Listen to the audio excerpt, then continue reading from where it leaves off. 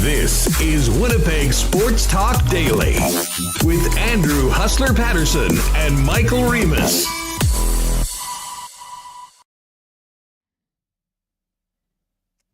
Hey everybody, welcome to Winnipeg Sports Talk Daily for a Tuesday afternoon game day. One more time on the road for the Winnipeg Jets against the Minnesota Wild tonight, and they'll be doing it without their captain, Blake Wheeler, who has been announced by the team this morning as symptomatic and positive with COVID-19. So a huge story for both the team and the National Hockey League with Blake Wheeler isolating now in Minnesota for the next 10 days and won't be able to be in the lineup tonight or for the Jets home opener and the game on Saturday going into hitting the road again next week. We'll get to all of this. Mike McIntyre is going to join us on the road with the Winnipeg Free Press from the Twin Cities. And we'll also get the latest on the Minnesota Wild with Jessi Pierce coming up in just a few minutes. Big news for the Bombers today with the acquisition of an established CFL kicker. So we'll get to all of that in just a moment. As always, this show doesn't happen without the great support of our sponsors, including Culligan Water, Manitoba Battery, Royal Sports, Princess Auto, Little Brown Jug, Boston Pizza, Not Auto Corp, Canadian Club, and of course our friends in the Nick and Nicky DQ group, and our betting partner, Coolbet Canada. Speaking of Coolbet, Dustin Nielsen and I just finished a Tuesday edition of the Lock Shop. So if you're listening on the podcast, when you're done, why don't you pop in Lock Shop into Apple or Spotify, download that sucker, subscribe, and catch it twice weekly, Tuesdays and Fridays for the Lock Shop. Let's get Remis in here to get things going. And Remo, obviously we're going to get to the Bombers and the acquisition of Sergio Castillo, but it is a Winnipeg Jet game day. We'll be spending a lot of time talking about the team that's 0-2 heading into the Twin Cities tonight. But all of that's sort of secondary to the news. And I will hopefully hear from Andrew Copp and the coach a little bit later on in the program.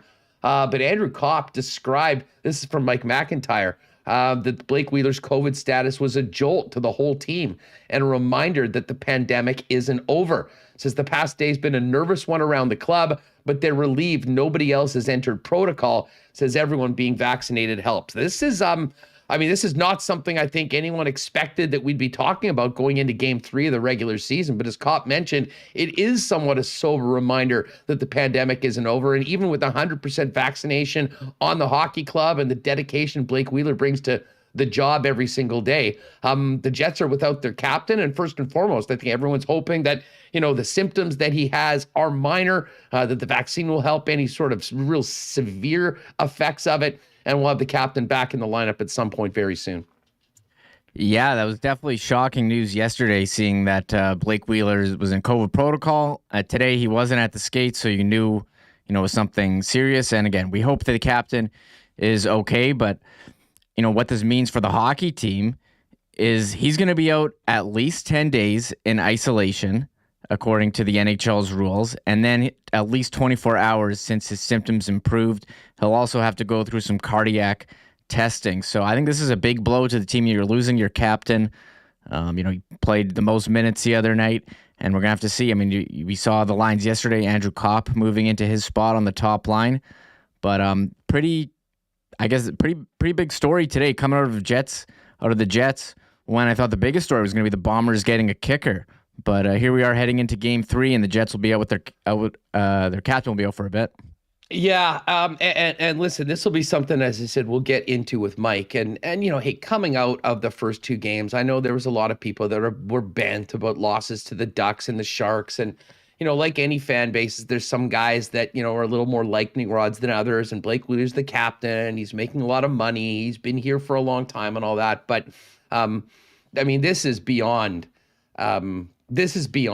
what we, anything to do with the lineup right now. And the lineup is weird tonight. I'll tell you right off the bat, I know we'll get the chat going.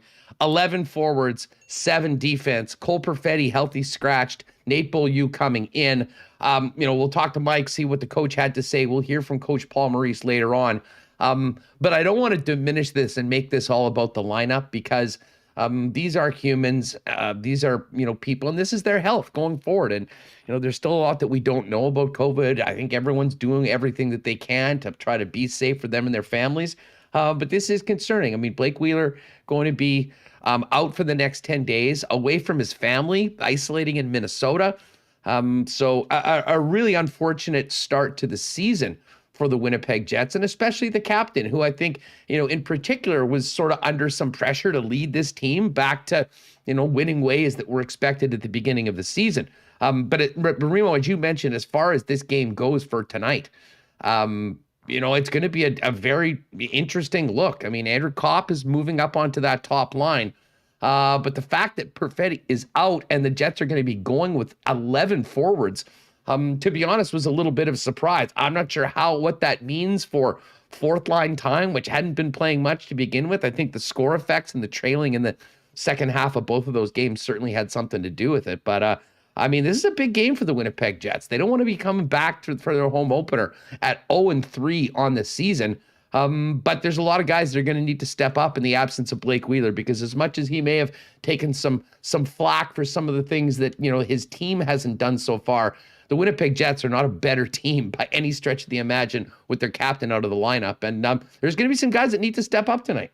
Yeah, well said, Hustle. And my first thought too was, just being away from your family for 10 days. I mean, you already go on a road trip. I think that's the toughest part as someone who had to go through some COVID protocols myself last year. I mean, it's a huge pain in the ass for everyone, along with, being whatever symptoms he may have. But as far as the lines go, we can pull them up here.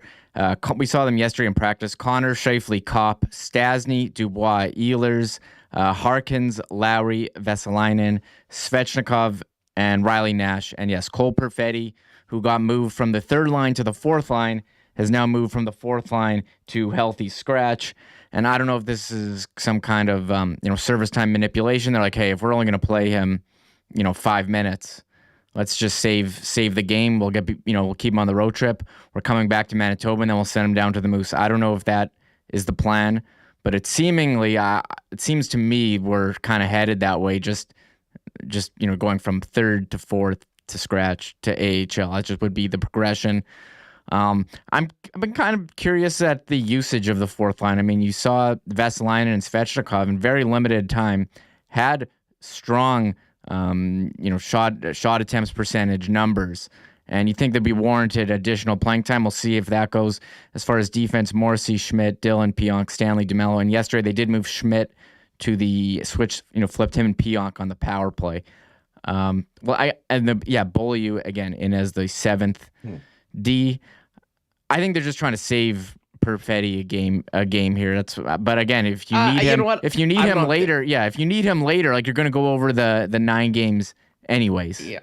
I'll be honest. I don't think this has anything to do with 9 games in the ELC right now. I think believe it or not, I don't think Paul Maurice thinks that Cole Perfetti being put in the lineup gives them a better chance to win right now. Listen, I know a lot of people are in love with the kid, and I'm really excited about his potential and his future. But I'm not going to sit here and say I watched that San Jose game, and this is a kid knocking down the door to be in the top 6 right now in the National Hockey League. Would I prefer that they have him in the lineup and see what he can do tonight against Minnesota and have the full complement of 12 forwards? Yeah, that's probably what I would do.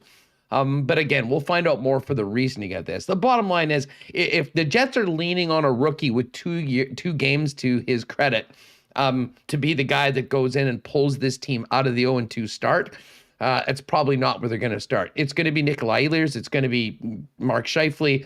It'll be Connor Hellebuck. It'll be the guys on the blue line that get this team out of it. And, hopefully with a win tonight against the Minnesota Wild. And I'll tell you what, Remis, just aside from everything that we've talked about, and we'll get into it more with Mike when he joins us a little bit later on in the program. I'm really looking forward to having Jessi Pierce come on in just a couple minutes, because this Wild team is a very, very different team than the one that we remembered from a couple years ago back in the Central Division. In the time since the Minnesota Wild have played the Winnipeg Jets head-to-head, we've seen a huge overhaul in the front office and certainly in the lineup. And Kirill Kaprizov, the first time we'll get a chance to see against the Jets on television tonight. We'll see him when the Minnesota Wild come later on. He emerged as a star last year in the National Hockey League. And I think people, if they haven't been paying attention to the, quote, old, boring Minnesota Wild, going to have their eyes open tonight when we see Kaprizov and the guys host Winnipeg. Yeah, I agree. I'm enjoying getting a look at some of these teams because I didn't get bored of the Canadian division. I liked it, but you saw Toronto, Ottawa, Montreal. You saw all those guys so much. So now we're getting to see some new players. It's exciting. Anaheim. We saw the other day. I actually watched their game yesterday. John Gibson was incredible again. But we're gonna get a look at Minnesota tonight.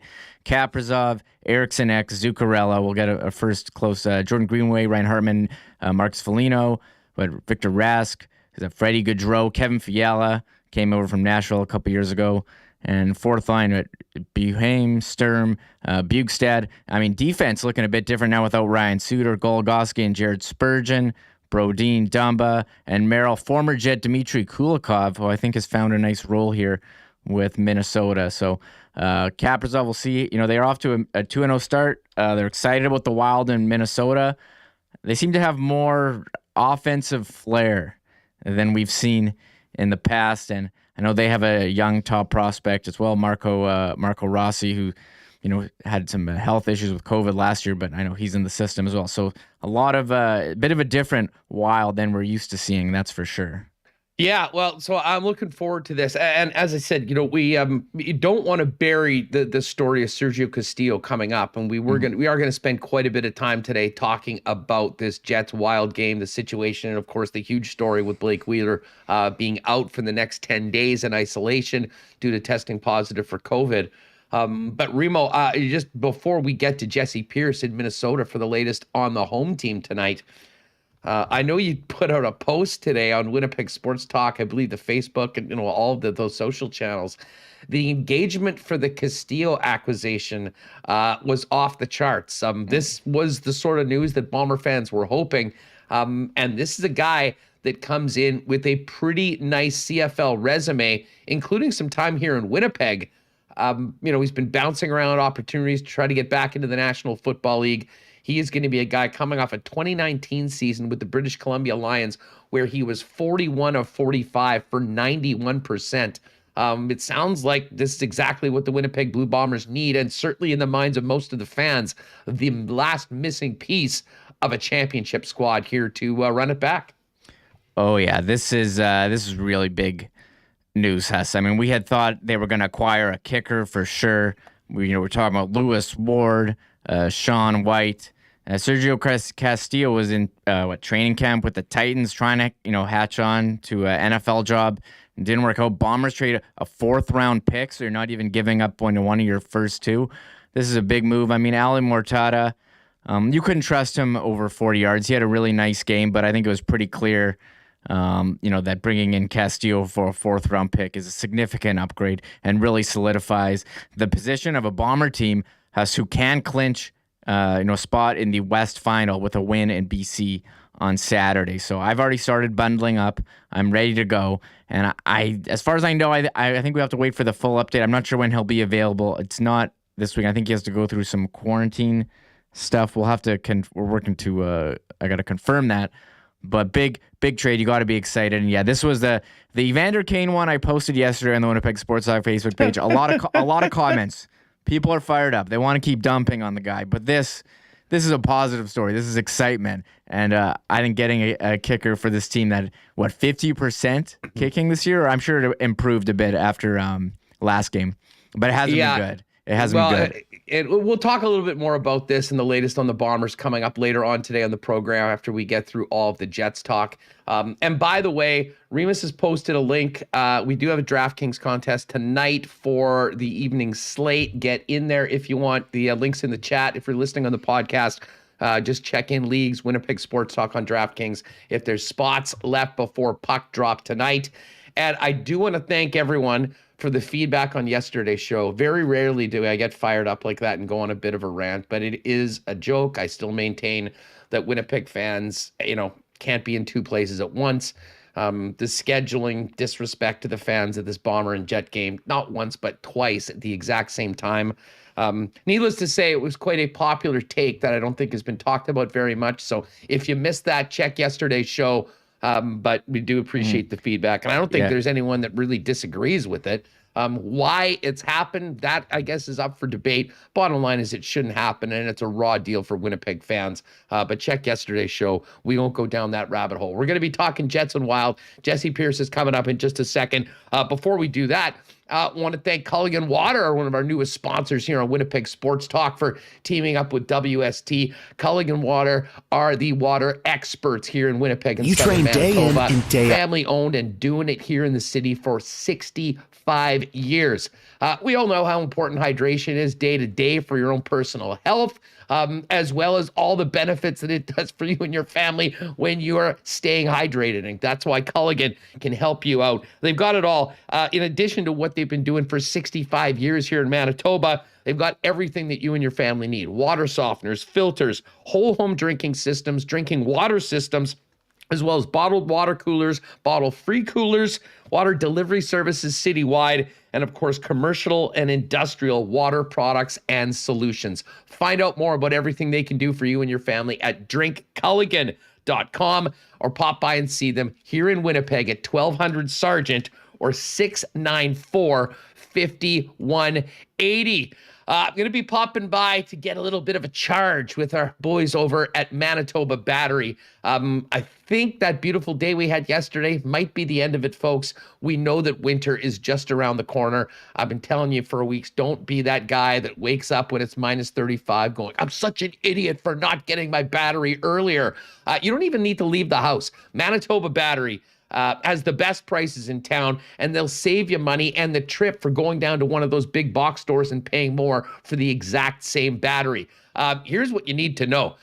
Picked up at Manitoba Battery on Logan, $89.50 with core exchange, aka they get the old battery back, or if it's delivered within city limits, it's $109.50 with a $15 recycling rebate when the core is returned. I would suggest, though, for any of your battery needs, pop down and see them on Logan Avenue. You'll see our pal Donnie and all the guys there. Maybe the best crew of nicknames I've ever heard. The Maestro, the Godfather, Ninja, Kiddo, Kimbo, Young Buck, they're all there. But no matter what you need, automotive, industrial, batteries, Manitoba Battery has it. You can also find out more at manitobabattery.com. And hey, 2 days away from the home opener, maybe you're thinking about a new Nate Schmidt jersey, Brendan Dillon, or maybe just getting a Nikolai Ehlers or Connor Hellebuck to get ready for the new season. Royal Sports is the spot for all of your merchandise for our local teams, as well as the best merchandise from around all the major sports leagues.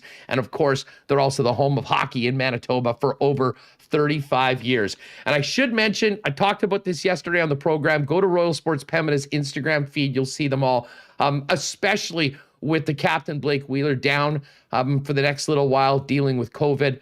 Might be a great time to support his charities. They've got the Blake Wheeler hats, the wheel, the BF logo, and more. Every single dollar of the proceeds goes to Cancer Care Manitoba, something the captain's been doing very well, supporting here in Manitoba. So if you're so inclined, support the cause. They're all down there at Royal Sports, 750 Pembina Highway. All right, let's get ready for this game tonight. Mike McIntyre will join us a little later on. We'll have more on the latest on the Winnipeg Jets, the Blake Wheeler situation, how things look at going into tonight. But I'm really fired up for the first time actually being able to see each other. Certainly she came on a number of times back in the old TSN days. It's great to have for the first time on Winnipeg Sports Talk, Jessi Pierce of NHL.com, and you can hear her on the Bar Down Beauties podcast. What up, Jessi? How are you?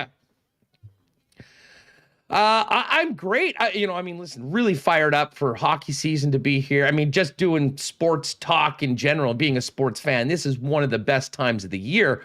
But I think more than anything, getting back to some sense of normalcy, if you will, despite what we're dealing with today, having fans back in the building. And you know what? Getting to see the old Central Division rivals, including the Minnesota Wild. And I was just telling folks beforehand, if you weren't paying attention last year, if you were entirely focused on the Canadian division, and you hadn't really been watching what Bill Guerin had been doing in Minnesota, this Minnesota Wild team that we see tonight taking on the Winnipeg Jets, going to be quite different from the one we saw a couple years ago. Right. I mean, I think Eric Stahl scored the game winner. He's no longer with the team. Zach Parise, I'm sure, notched a goal. He's no longer with the team. No Ryan Suter. It's a very, very different Minnesota Wild club, which for Minnesota Wild fans, it's kind of nice. A changing of tides, if you will, with the buyouts of Suter and Parise. And then there's that guy, Kirill Kaprizov, who Minnesota has been clamoring for, finally comes over from Russia and does everything that was advertised last season. And they're looking for him to make a big splash. This is the first time fans will really be able to see him live too. They were a scattered fan base a little bit last year, but not nearly enough. So this year, it's really time. A lot of excitement here in the state of hockey. And it is. I think everyone's excited to see the Winnipeg Jets welcomed back, maybe even the Chicago Blackhawks as well, because as we know, the Central Division, it's a tight one, but it's a fun one to be a part of. Well, there's no doubt about that. And of course, with the, with the chat, we're just waiting for the damn border to get open and not be, grand to, get COVID tests to come back over because, the one thing that we'll be missing probably is a big collection of Winnipeg fans. And that's been one of the coolest things about this rivalry, the fans from both opposing teams that often sit in the building. But as far as the team on the ice, you mentioned Kaprizov. We can't not start with him. How much did he change the Wild? Like just last season, just coming in? Because as I said before, the Wild had a rep of a team that didn't have many star players. They at times were a very boring team to watch. They weren't that exciting team. And then this guy comes in and sets the league on fire. And certainly watching from afar, the fan base of the Minnesota Wild, arguably the most exciting player that they've had, well, maybe ever. I think ever. Yeah, you could maybe say Marian Gaborik was the last electrifying player that the Minnesota Wild have had in their organization. But I laugh. You even have to go back to like the North Stars and Mike Modano, because that's probably a better equation for Kirill Kaprizov. No, it is. Again, watching from afar while he was in the KHL and not signing with Minnesota, there was this want, this need. Minnesota, the state of hockey, we need to have a player who makes everyone around him better. And he did just that. Matt Zuccarello really found his game playing with Kirill Kaprizov. These two players have this dynamic energy that's so much fun to watch.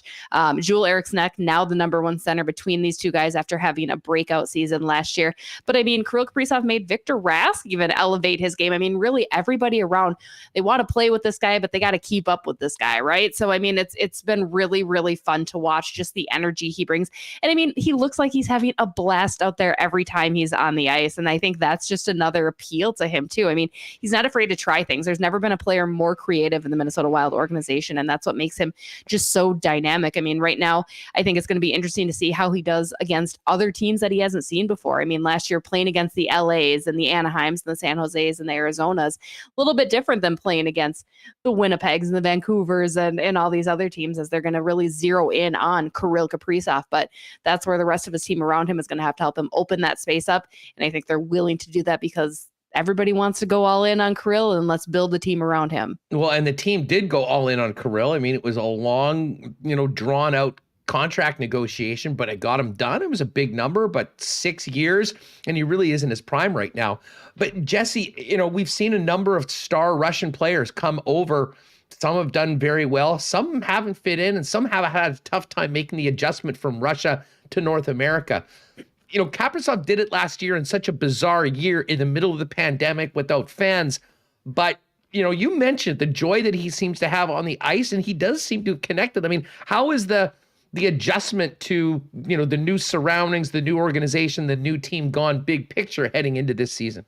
I still can't decide if he knows English really well and is still fooling us media folk, or if he doesn't, because that's the one thing we don't unfortunately get to talk to him nearly as much as he still makes that adjustment. And like you had just mentioned, Andrew, it was a tough year to transition last year, right? COVID, you're not able to really get together with your teammates. You're not able to do all of the normal things that you would do to assimilate to an entirely new country. That being said, Kirill Kaprizov is a player that wants to win. He wants to compete, and he recognizes that the NHL is the best league to do that in. So I think he welcomes all those challenges. Again, he goes out there and just sets the ice on fire, and it's just so much fun to watch.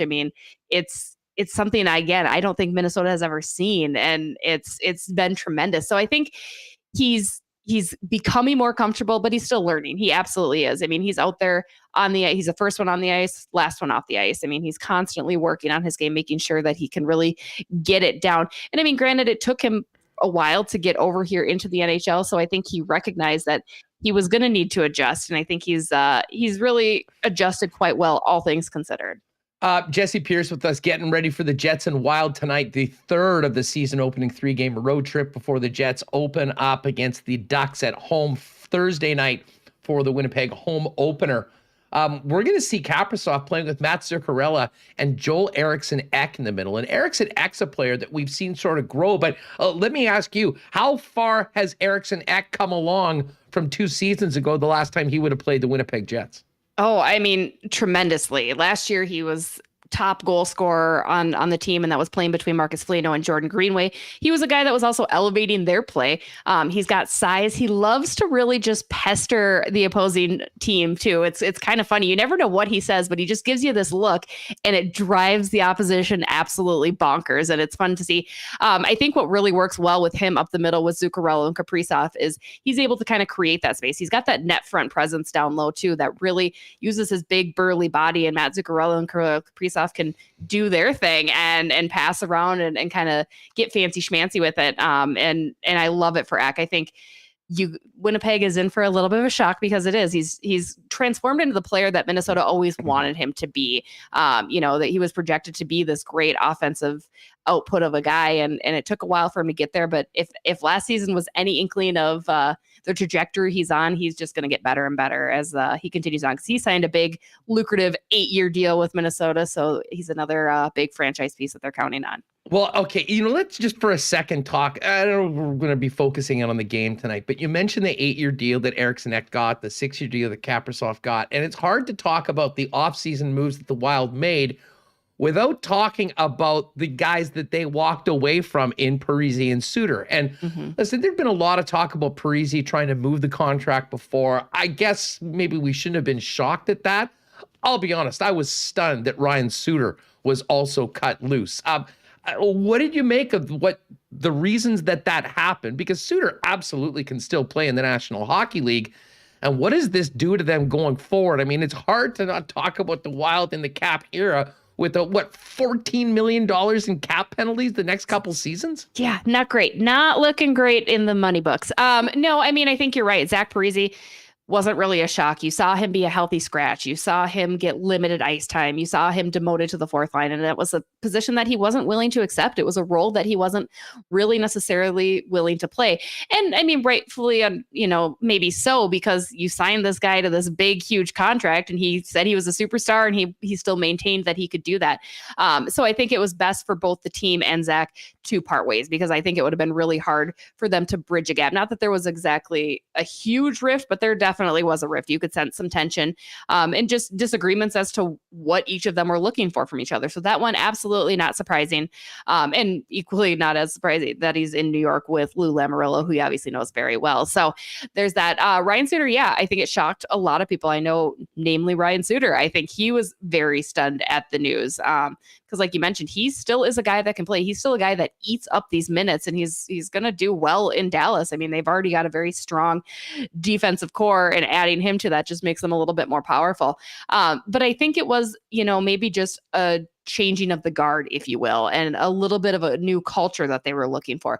Not to say that, Zach and Ryan were bad for the culture, but they just wanted to go a different direction and really give this team a more youthful look and inject it with some young players. And, we talk about the guys that are here now, but the future for Minnesota for the first time in quite some time looks really, really bright, because they were finally able to reap in some draft picks that are usually traded away. So I think that's really what it was. I think walking away from Ryan Suter, in addition to Zach, was more or less just looking at saying, hey, we want to go a different direction. We want to build a new team. We want to focus on the youth here. And that's what we're going to do.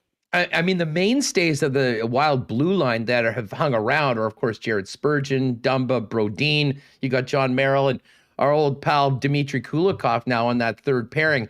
Goligoski signed, and he's playing on that top pairing. But how's Dean Evason handling all those minutes that Ryan Suter ate up? I mean, who's getting elevated, and who are they counting on to step up to take his spot? I mean, naturally Goligoski, right? And that's not just because he slots in with Jared Spurgeon on that top pair, but he has that veteran presence. He's got a calm and steady presence too. And not to mention, he's not afraid to jump into the offensive zone and push the play up. I think that's one thing. Not to say, Ryan Suter would slow the pace down, but he did a little bit. And I think Dean Evason is really looking for this Minnesota Wild club to now become an offensively powerful team and one that will continue to move the puck. And Alex Gallagher does that well. He does that with some speed. So I think he's looking at them. And then I think you're also looking at Matt Dumba and Jonas Brodin, a second pair that has been together for quite some time. Jonas Brodin showing that he's able and capable of some offensive output last year. Matt Dumba, always a risk and reward situation when he's taking a clapper from the blue line. But, still, I think you're going to see a little bit more of that spread out between just those top two pairs in general. Still going to be hard because Ryan Suter, again, not everybody can log 22 minutes a game, 23 minutes a game. But I think he'll kind of separate it all out amongst, for sure, those two pairs. And then even that third, like you said, Kulikov, I know Dean Evason's been very impressed with him, and John Merrill fits well there as well. As far as the goaltending goes, I mean, I think everyone knows who's going to be between the pipes when the Winnipeg Jets are going out there if it's a big game. It's Connor Hellebuck. Cam Talbot and Kaapo Kähkönen, who's another player I don't think, we've seen from a Winnipeg side of things. I mean, tell us about the goaltending tandem. Is there a clear-cut number one, and how do you see Dean Evason handling the two going forward? I think there is. I think you're going to see Cam Talbot get the lion's share this year. Toward the end of last year, he really solidified his position in that playoff series with Vegas. I mean, he stood on his head. The tough thing is Kaapo Kähkönen looked really, really good when the Minnesota Wild needed to. When Cam Talbot was injured or when he was out in COVID protocol, Kaapo stepped in and won them games. He had a winning streak going. But then he looked like what he was and what he continues to be, a rookie goaltender, right? He let in 9 goals against Colorado, led in 9 goals against St. Louis, and looked shook, frankly. And again, he's a rookie goaltender, so it's something that you could expect. But I think, it looked a little bit more promising for a tandem last year. I think it looked like a very solid 1A, 1B situation. And now I think you're going to see Cam really be that go-to guy. I mean, he played in back-to-back games in California to kick off the season. The only concern there is with that is his age, right? Can he really carry this team with playing 62 games and all the back-to-backs that the Minnesota Wild do have this season? Is that going to be feasible? Is he going to be able to do that? I think you ask Cam, and we have, and of course he says absolutely, he has no concerns, and he does take care of himself for somebody his age, and like most athletes, he takes very good care of himself. So I think he's preparing for that. But you're going to need Kaapo to step in and figure his game out a little bit too, and you're hoping that you play him enough games where he's not going to get too cold, and also where he can learn, because again, he's still classified as a rookie goaltender this season. So it'll be interesting to see how that dynamic does work this year and how much Kaapo gets in and what he can do when he is in. Hey, what's Dean Evason like, and what has maybe characterized the way that he has changed this team? And I can't really mention him probably without Bill Guerin, because his fingerprints are all over it. But I mean, as far as for game management right now, is there a big difference from some of his predecessors? I mean, I think so. I think Dean hates the word locker room culture, but that really is the difference that I feel. I've covered this team now for 6 years, and it just feels like there's just a different locker room presence. The guys are really getting along. I think Dean really takes that to heart. He wants these players to be able, the big joke is he'll always say, any Wild player can play with any Wild player in their jersey. And it's like, well, sure, but why are you putting these lines together? But I mean, to him, that means something. I think he really wants all these guys to feel comfortable with them, be able to slot in. Right now he's looking at a situation where he want to move the lines up and around. He's got some forwards that are not going to get the chance, but he sticks to what he knows. If it's working, it's working. He's not going to go out there and shake things up too much, which is nice for somebody that has to tweet out the lines all the time. But I think he's a guy that remains steadfast. He was great at developing youth players, which is perfect for this Minnesota Wild organization. He helped develop guys like Kevin Fiala and in Nashville and in the AHL. So I think that's his big thing, and I think that's what's really working toward his success. Folks, if you're not already following Jessi on Twitter, what are you waiting for? At Jessi with an I_Pierce. You can check out her work at NHL.com and the Minnesota Hockey Journal. Hey, before we go, Jessi, I just want to ask you thoughts on the Jets going into this. I mean, what are you hearing from outside of the market about this team, the expectations, and what do you expect to see a team without their captain in an unfortunate circumstance going into a big divisional game tonight? Well, I mean, that's the toughest thing, right? I think as Minnesota Wild fans, you're a little selfishly happy, like, okay, good, they're without Blake Wheeler. But also as a Minnesotan, they're very bummed that they don't get to see one of their own, Blake Wheeler, on the ice. No, I mean, I think Winnipeg, it's a deep team again. And I think Minnesota notices that. They recognize that, right? That's what makes this rivalry so fun. Even though the Minnesota Wild team is very different, Winnipeg team's still kind of similar to what they've seen, and it's going to be a grind. I think it's going to be a fantastic game tonight. I'm excited to see Winnipeg back more often and to get that. I'm looking forward to the fans coming down and yelling True North when those borders do open. But yeah, I mean, I think the sense is, I think Winnipeg, correct me if I'm wrong, it's kind of your window, right? The window's starting to close a little bit. And I think everyone knows that you guys are really going to be coming hard. And, it's too early to say a desperate hockey team 3 games in, but you guys don't want to head back home without a win. So it's going to be a heck of a match tonight. Jessi, this was so much fun having you back on the program. Hopefully we can do this again. We know the Jets and Wild will see a lot of each other, so we'd love to have you back. This was great to have you on the program. Hey, thanks for having me. I'm happy to hop on anytime. Great stuff. We'll do it again soon. Appreciate it. Enjoy the game tonight. Thanks. You too. There's Jessi Pierce, NHL.com, at Jessi_Pierce. Great conversation on the home team tonight, the Minnesota Wild. We will head back to the Twin Cities in a little bit. Mike McIntyre of the Winnipeg Free Press is going to join us. If you're just popping in a little bit late to the program, Jets captain Blake Wheeler out due to COVID protocol. He is tested positive. He is symptomatic. He will be he'll be sitting back in the Twin Cities area. I mean, I guess as good there as anywhere for Blake, considering where it is where he's from. But just not a great situation for him personally, and certainly for the Winnipeg Jets going into this game. And, it'll suck to not have the captain there out getting introduced with his teammates, welcoming fans back on Thursday night for the Winnipeg Jets home opener. All right, so Mike McIntyre coming up in just a second. We have to give a big thanks to Princess Auto for their support of Winnipeg Sports Talk. Princess Auto, family built here in Winnipeg. Now a big company coast to coast, 2 locations here in Winnipeg, but still supporting things like curling here in the province of Manitoba. Obviously, they do the teammates of the game for the Winnipeg Blue Bombers, big supporters of the Gold Eyes as well. But, their support of the Mike McEwen rink, as well as the Jen Jones rink, has been a big, big part of allowing them to chase their Olympic dreams. And, of course, those Olympic dreams are going down next month in Saskatoon, where Canada will determine who will represent the country in the Olympics in Beijing. We got a Grand Slam event going on right now. And I do see that Mike McEwen is going up against Kevin Cooey a little bit later on. Big Grand Slam of curling Masters Championship events right now, but the big one will be a little bit later on. Now, Princess Auto, as I mentioned, 2 locations in Winnipeg. They are the spot where you'll find the best deals on the most unique assortment of tools and equipment around. Everything you need to complete the projects on your list or start something new is at Princess Auto. You can pop by either of the 2 Winnipeg locations or shop online 24 hours a day at princessauto.com. There's going to be a few little brown jugs going down, I think, this weekend between big Bomber game and, of course, the Jets playing their first 2 home games as well. If you're planning on maybe having a few people over, learning new techniques, approaching new concepts, and living out the thrill of achieving your goals. Eggs right now are 40% Building craft beer is no different. While you spend your hours on the ice, we spend ours here, brewing our trademark beer. Again, and again. If you haven't been there, you should Here's get to out pushing there. the status quo and challenging ourselves to build something memorable. If you are planning a holiday party, by maybe Little something Brown for Jug. the office, birthday, bachelorette, bachelor, they've got it all ready to go. There's links set up on the events page over at littlebrownjug.ca. You can make an arrangement, find out more about a rental. Really is a fantastic place. And if you haven't been there, just for a couple of cold ones with some friends, you can pop by on William Avenue, not to mention bring all the great taste of 1919, the new double, and all the other Little Brown Jug products home with you.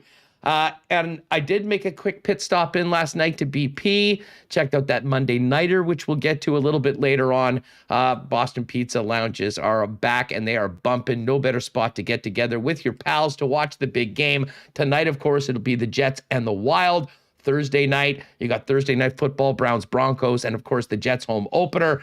And then a very busy weekend. And for a lot of Winnipeg fans that are stuck between the Jet game and the Bomber game, will probably not go to either. And Boston Pizzas on Saturday night will be a pretty good spot to watch both the Jets and the Bombers at the same time, even though we shouldn't be forced into doing it. BostonPizza.com for all your online ordering as well. All right, let's get Remis back in here. We are going to bring in Mike McIntyre for a little bit, but great conversation with Jessi. She's always been so much fun to have on the program. And I got to tell you, Reem, I'm very intrigued. We've been talking about this quite a bit in the summer, how this Minnesota Wild team looks as opposed to what we remembered the last time the Jets and Wild went is going to be considerably different. And a big part of that is the thrill, the man up front, Kirill Kaprizov, the new franchise player for the Minnesota Wild. Yeah, a couple things I got to get to. A lot of love for Jessi in the chat. They liked her background. I don't know if you saw, everyone was wondering about her Minnesota carved cutting board. Was it a spoon holder? Everyone speculating. So people liked her background game. And yeah, I got to be honest, I made a couple errors, Huss. I didn't have her audio on when she said hi, and everyone started yelling at me in chat. I'm like, guys, she said hi. You didn't miss anything. She said hi. So I had it sorted out after that. And then you didn't hear it, but I did have the LBJ ad audio playing. I added it last night and forgot to mute it. So my apologies. My apologies. Oh, so, yes, I see. Someone's giving you a -2 so far today on the program. It's not going so hot. Plus minus is not a real stat. Don't worry about it, Remis. We're not the only ones, though, screwing up audio on live streams. I tuned into the Calgary Flames post-game show. I saw it on Twitter. They had two hot talking heads at the desk recapping the game, and there was some like techno music blaring over it, and they were muted. So I felt pretty good. No, I'm not the only one who can screw up a live stream.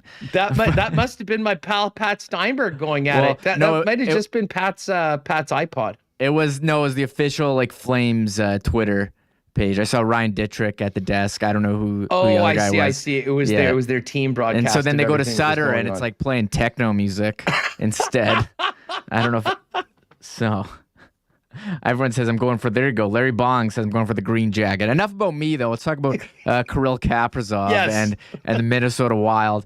And someone said, hey, are the Jets underdogs? I believe they are. I mean, Minnesota's won a couple other games. The Jets have lost. I'm not saying this is must win for the Jets. I don't think I'm overly panicking, but you'd like to see them get a win on this road trip, get back feeling good, especially a win for the captain, who that's the big story today. He's going to be out for at least 10 days, and that's a big loss. And Andrew Copp is going to have to try to fill those shoes on the first line. I don't know. Do the Jets number their lines, or are those one of their teams that say, no, we don't number the lines? You think that they number their lines? Yeah, I think they might number their lines more than any team in the National Hockey League, to be perfectly honest with you. Can't believe you're even asking me that question. There's no doubt who the number one line is for the Winnipeg Jets when the game gets going each and every night. And it's the one with Mark Scheifele at center. But yeah, I mean, listen, the Wild are 2-0. I mean, they come into this game undefeated. And the Jets are 0-2, both losses in regulation to teams that a lot of people expected to be bottom feeders this year. Now, 2 games does not a season make, but I'll tell you what, and you know what, if they were going to win one of the first 3 games and you had to choose, well, you definitely pick the one in the division against the team that you're chasing. But I don't think a lot of people expected the team to be 0-2 going into this. And as you mentioned, it's now compounded with the fact that Wheeler is out. The one thing that was interesting, and obviously we were going to talk, Remo, with Jessi about Kirill Kaprizov, who, will get a lot of attention tonight from both the Winnipeg Jets and fans watching the game. But the guy that I think people will be stunned at how the player that he's turned into is Joel Eriksson-Ek. And I wanted to make sure we got to him because I was a little surprised when I heard about the number that he got on that 8-year deal. But then you go back and you look at what he was able to do last season, the fact that he's now the number 1 center along with Kaprizov, might have been a bit of a shrewd long play by the Minnesota Wild to get him done, because he's one of those players that did not start off as a superstar. But I'll tell you what, he's gotten better and better every year. And now he's the guy with some pretty big responsibilities on his shoulders from an offensive standpoint for Dean Evason. Yeah, and they have a couple of guys, I think, that take that load. I mean, you mentioned Kaprizov, Eriksson-Ek, but I think through the lineup, they do rely on some of these guys. Kevin Fiala, I think, is pretty good. He's playing on the third line. And then their second line is Jordan Greenway, Ryan Hartman, Marcus Foligno. Now, we don't see too many of these guys. I guess it is pretty top-heavy, but I remember last year they scored a bit more by committee, but it's nice to get a look at these guys. We started learning more about other teams, and this is the first of many battles here tonight between the Jets and the Wild. And as Jesse said, I mean, not as many Jets fans making the trip over with the with the border closed, but hopefully we can get to that point soon. Those games, I will tell you, I mean, it's so cool to be able to go watch your team on the road, and whether that's going to the Bomber road game or whether that, I mean, seeing the Jets, I've been lucky enough to see them in a number of spots, but the Minnesota trip for Jet fans, especially if you can get a game like a Saturday night game or a Friday night game and when the Vikings are in town, it's just one of the great things for sports fans around here to go out and do. The atmosphere at XL is always cranked up a few notches when the Jets are in town, normally because of the amount of fans that will be there. Unfortunately, right now with the situation we're in, that's probably not happening anytime soon. But with the planned reopening of the border next month, we'll see what happens with the testing that you need to have to come back in. Obviously, the cost of that has been somewhat of a barrier to some people doing traveling. But we'll miss the Jet fans in the building tonight. The vast majority of them that would normally go down for the games. But I'll tell you what, come very soon, Remo, I think not only will Jet fans be welcomed as much as they can be at visitors on the visitors road. I have a feeling that the Minnesota fans will be welcomed back here in Winnipeg as well. All right, so we're going to hear from Mike McIntyre coming up in a few minutes. But I think we've got the Andrew Copp audio right now. So let's hear what Copp had to say. Of course, the team getting ready for a very important game tonight, trying to avoid coming back for their home opener at 0-3. And they'll be doing it without their captain, Blake Wheeler, who is going to be quarantining for the next 10 days in Minnesota after testing positive for COVID-19 with symptoms. Here is Andrew Copp from just a little earlier after the morning skate. Used to having to deal with all kinds of adversity. So what is having Blake in COVID protocol this early kind of do? Yeah, I don't know. It's a little bit, I don't know about scary is the right word, but kind of gives us a jolt that, it is still around. Can't just be, I don't know about scary is the right word. I guess licking every doorknob and doing that kind of thing. So I guess, it's, a little bit of an awakening possibly, but, we still got to go out and play hockey. We're lucky enough to have everyone vaccinated, so, hopefully that keeps it out, maybe just that hair more. Some guys have had it. Hopefully that immunity lasts. So just basically trying to treat it as an injury right now, and obviously we played some games without Blake in the past, so everyone's just going to have to step up. When you get one guy, the fear, of course, is that one suddenly turns into a whole bunch more. So has there been, in the last 24 whatever hours, a little bit of kind of everyone's a little nervous? Yeah, I think so. I think, everyone was kind of stuck to themselves yesterday at the hotel. You went for your walk, you called your family, whatever, just trying to stay somewhat busy. But I think everyone's just a little bit more on edge maybe. But now that I think we got through today at least, that we're just trying to concentrate on tonight's game. You haven't played too many games without Blake because he's such an Iron Man for you out there. Mm-hmm. So it seemed like you were spending just a couple extra minutes with Mark and Kyle, pardon me.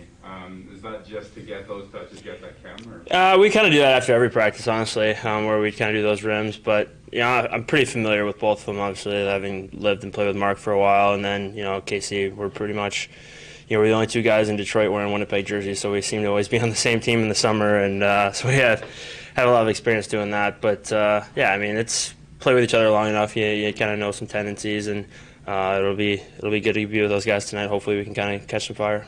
It's kind of a unique circumstance, but can you remember even just a few years ago we were talking about fourth line minutes and all that sort of stuff, but now when something happens, first line wing, you're the one that's going to come in and do your best to help solve things. Yeah, I guess I'm trying to not think about it too much, just trying to play on a line and trying to produce, I think, even playing with Doobie and Ehlers, like those guys are, first line guys on a lot of teams. So, just trying to do my best to produce, to contribute to the team winning, and it's kind of all you can ask for at the end of the day. Okay, to go back to that topic, because you said you just didn't want to think about it, but do you think it could be any, I want to say inspiration to some of the younger guys coming up, like a Harkins, a Svechnikov, a Vesline, and looking to establish themselves over and over? Yeah, I think so. I guess like my past is kind of different than most people, even going back into youth hockey and junior and all that stuff. So, but yeah, just find a way for Paul to basically have to play you, basically force him to want you to be on the ice at all times. So that's kind of just all you can do.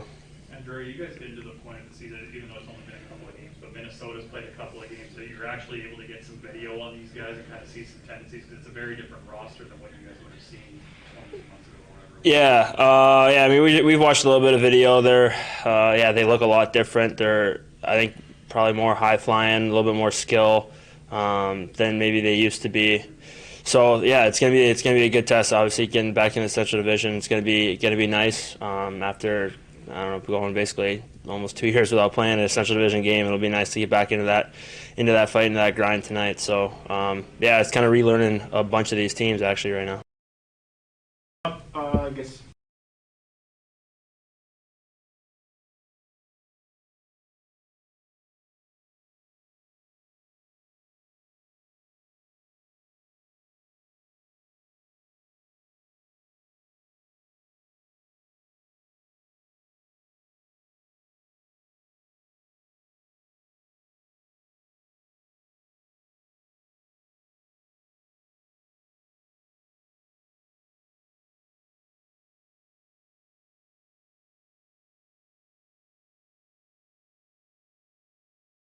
At Winnipeg Car Lab. And of course, they're right there at Knott Auto Corp. If you're looking for a vehicle, why not get into the car of your dreams at a great price with the help of the Knott team? You can see them live at Waverly and McGillivray or find out more online at knott.ca. Our friends Nick and Nikki are still rocking throughout the winter, even though it's going to be getting a little cooler. But you know that those delicious DQ ice cream cakes make every gathering better. You can go online to DQ Manitoba on Instagram. Hit them up with what you want. They'll get it ready to go, and you can pop in at any of the 4 Nick and Nikki DQs to pick up quick and easy on your way to your gathering. Of course, 4 locations, the DQ in Niverville, DQ Northgate, DQ Polo Park, and DQ St. Anne's, all part of the Nick and Nikki DQ group.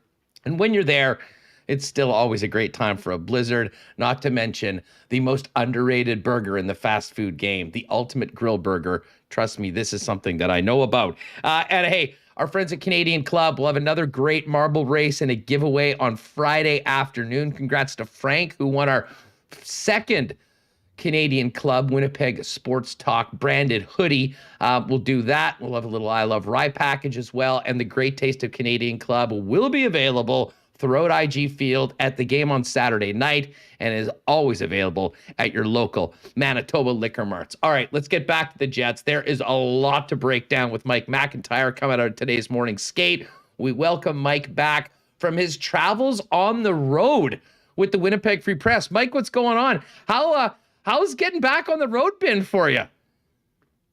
Oh, it's been tremendous.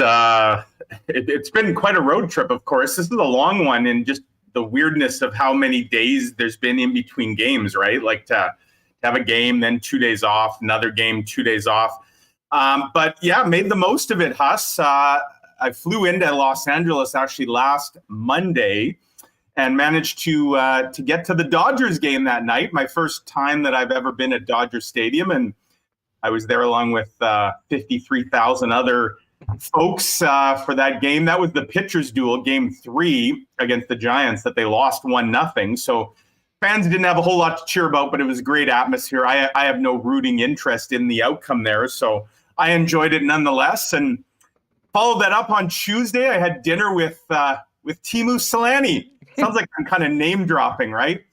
I drove out to Laguna Beach, which is just a little slice of paradise out there on the California coast along the Pacific Coast Highway, and had lunch or dinner with Teemu at his steakhouse that he owns and operates in Laguna. And then, of course, the season opener Wednesday, travel to San Jose Thursday, which, there was a lot of storylines around the team. Got to interview Cole Perfetti's mom and dad in the stands at the Duck Pond for his NHL debut. And then, of course, on to San Jose and the disappointing loss Saturday, on to Minnesota, and the news has continued to flow fast with the whole Blake Wheeler situation. So, yeah, it's been a long road trip, a productive one, and certainly a newsworthy one as well. And the one thing, I suppose, if you're a Jets fan, that this road trip has not produced is a victory, which they will try to to right that wrong tonight. Yeah, any points in the standings? I definitely, folks. If you missed the bit with the piece with Teemu Selanne in the Free Press, definitely get back and check that out. I mean, I think all Jet fans really enjoyed it. It was a really cool opportunity to be able to talk to a guy that is a hockey legend and certainly goes without saying how beloved he is here in this city. And just before we get to the Jets, you mentioned Dodger Stadium, Mike. I've been there once. We were on the season-ending road trips. It was early in April with the Jets, and it was in between the Kings-Ducks game. We had a day off, and it was the exhibition game between the Dodgers and Angels.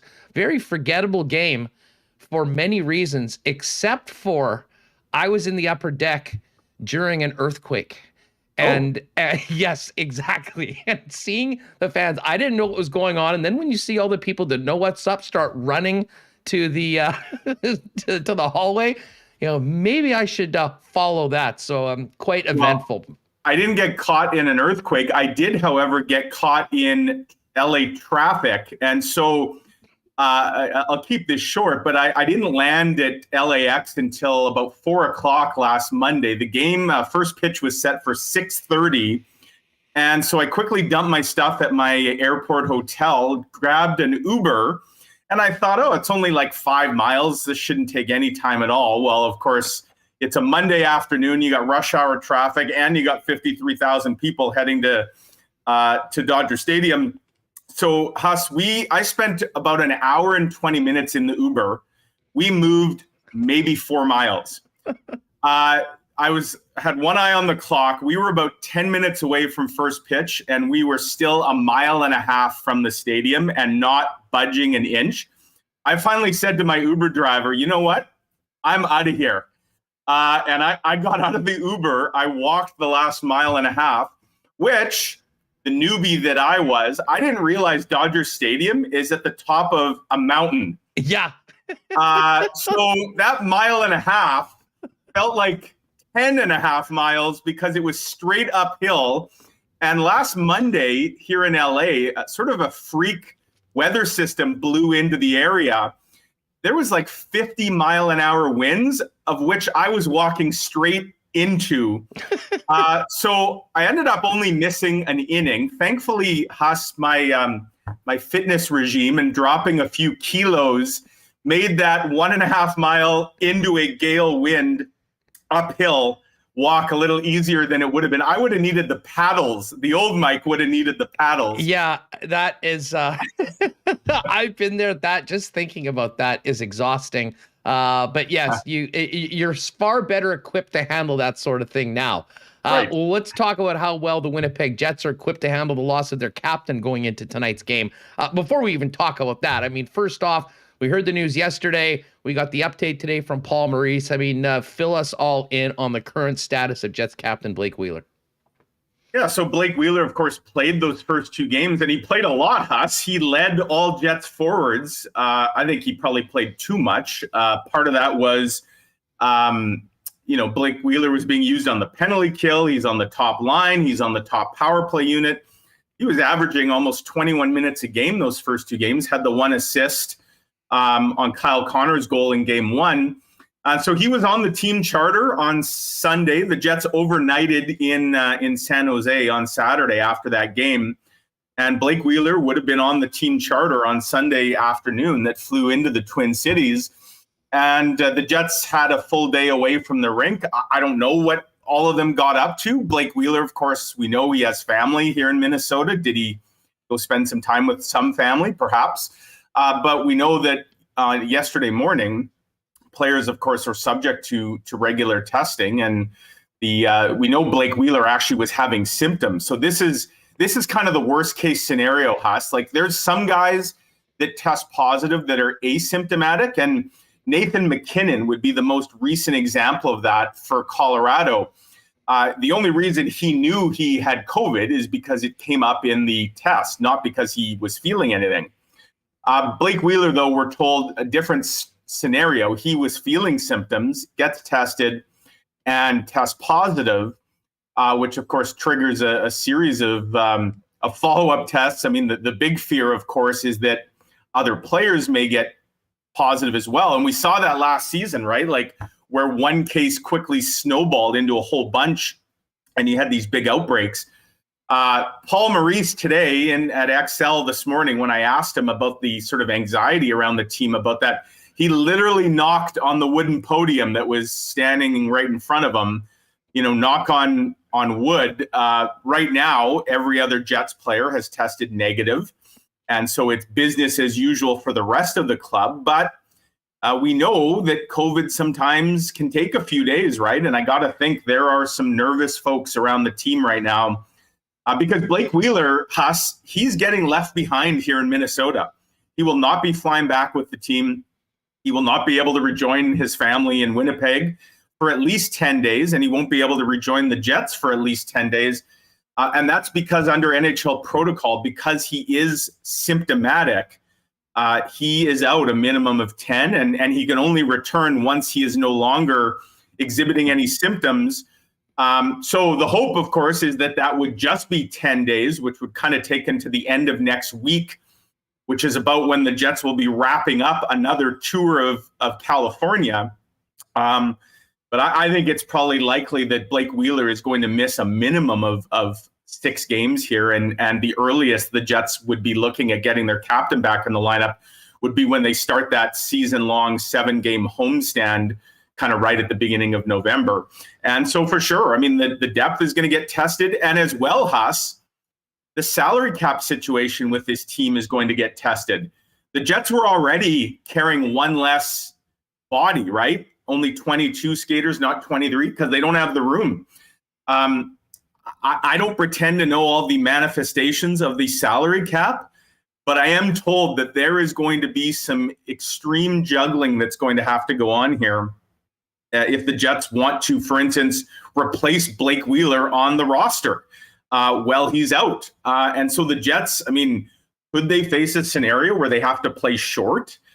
Depending on other things that go on, maybe. This is not ideal for many reasons. And of course, a team that's in an 0-2 hole to start here now has to soldier on without its captain. Yeah, Mike, a lot to unpack from that. Before we get to the lineup tonight and how things are going to look in the next half dozen games or potentially longer without the captain, just back to the Jets situation. I mean, you outlined it pretty well, but I guess it's safe to say right now the team isn't completely out of the woods. I mean, we know the players that'll be playing tonight, but I would imagine there will be more testing. And if there's one thing that we've learned from this insidious virus is that what is the case today might not be the case tomorrow or the next day or the day after that. Right. And for that reason, I got to think that these guys, they can't get on that charter back to Winnipeg quick enough, right? I mean, nobody wants to test positive, but if you're going to test positive, you'd much prefer that it happen at home rather than on the road. Because as I say, Blake Wheeler, he's going to be left behind here. Now, I guess in Blake Wheeler's case, I mean, it works out in the sense he's in his home state. Again, not that he's going to be able to socialize with any family here. He's got a quarantine because he's tested positive and symptomatic. But, this is not ideal. And we saw this happen numerous times in the NHL last year. I'm thinking of Kelly McCrimmon with Vegas in the playoffs. I believe he ended up getting, quarantined in a Montreal hotel room for a lengthy period of time after he tested positive during the playoffs. So yeah, it's the reality of the world we live in, of course. And one thing that's a little different now, though, thanks to vaccinations, is, all of Blake Wheeler's teammates would be considered close contacts, right? They were on the charter, they're in the dressing room. Because they're vaccinated and because of the policies in place and because they've all tested negative, like it is for now business as usual for them, thankfully. But you're right. I mean, I would think every tickle in a guy's throat, every sniffle, for the next couple days, guys are going to be on pins and needles for sure. And you just hope that it ends at one, right? That this is as far as it goes. Yeah, I mean, first things first. I mean, I think the main concern of everyone should be the health of Blake Wheeler, right, his family, and the rest of the club. Because this is, a real issue. I mean, this isn't, oh, geez, he's got a tweak in his leg. Hopefully he can be back soon. I mean, this could be a lot bigger. So I don't want to lose sight of that. There is, of course, a hockey game tonight, though, and there's going to be half a dozen of them minimum without Blake Wheeler in the lineup. We're going to hear from Paul Maurice after we're finished up here, but I'll be honest, I was following your reports and the rest of the gang who had boots on the ground there in the Twin Cities. If you had told me all the possibilities of the lineup tonight with the absence of Blake Wheeler, the one that I probably wouldn't have guessed would not include Cole Perfetti and would include Nate Beaulieu coming in as a seventh defenseman. Fill us in on what the coach had to say about the way this team will look tonight and what they've done in the absence of their captain.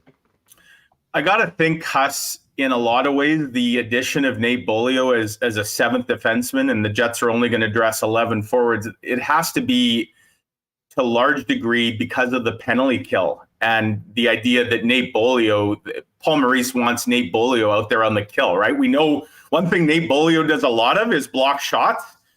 And he's proven in the past to be pretty adept at clearing out the front of the net. The Jets have had some real struggles, of course, through the first two games. They've given up 4 power play goals against. Too many shots are getting through. Guys are getting sticks on them. You look at those 2 goals that the Ducks scored in the season opener. They were both tips. And the Jets haven't done a very good job of clearing out the front of the net. So I don't think Paul Maurice wanted to take one of his 6 regulars out, but I think he wants to get Nate Beaulieu in to just see what it could maybe do for the penalty kill. So what's the solution? He's not playing the fourth line a whole lot anyways.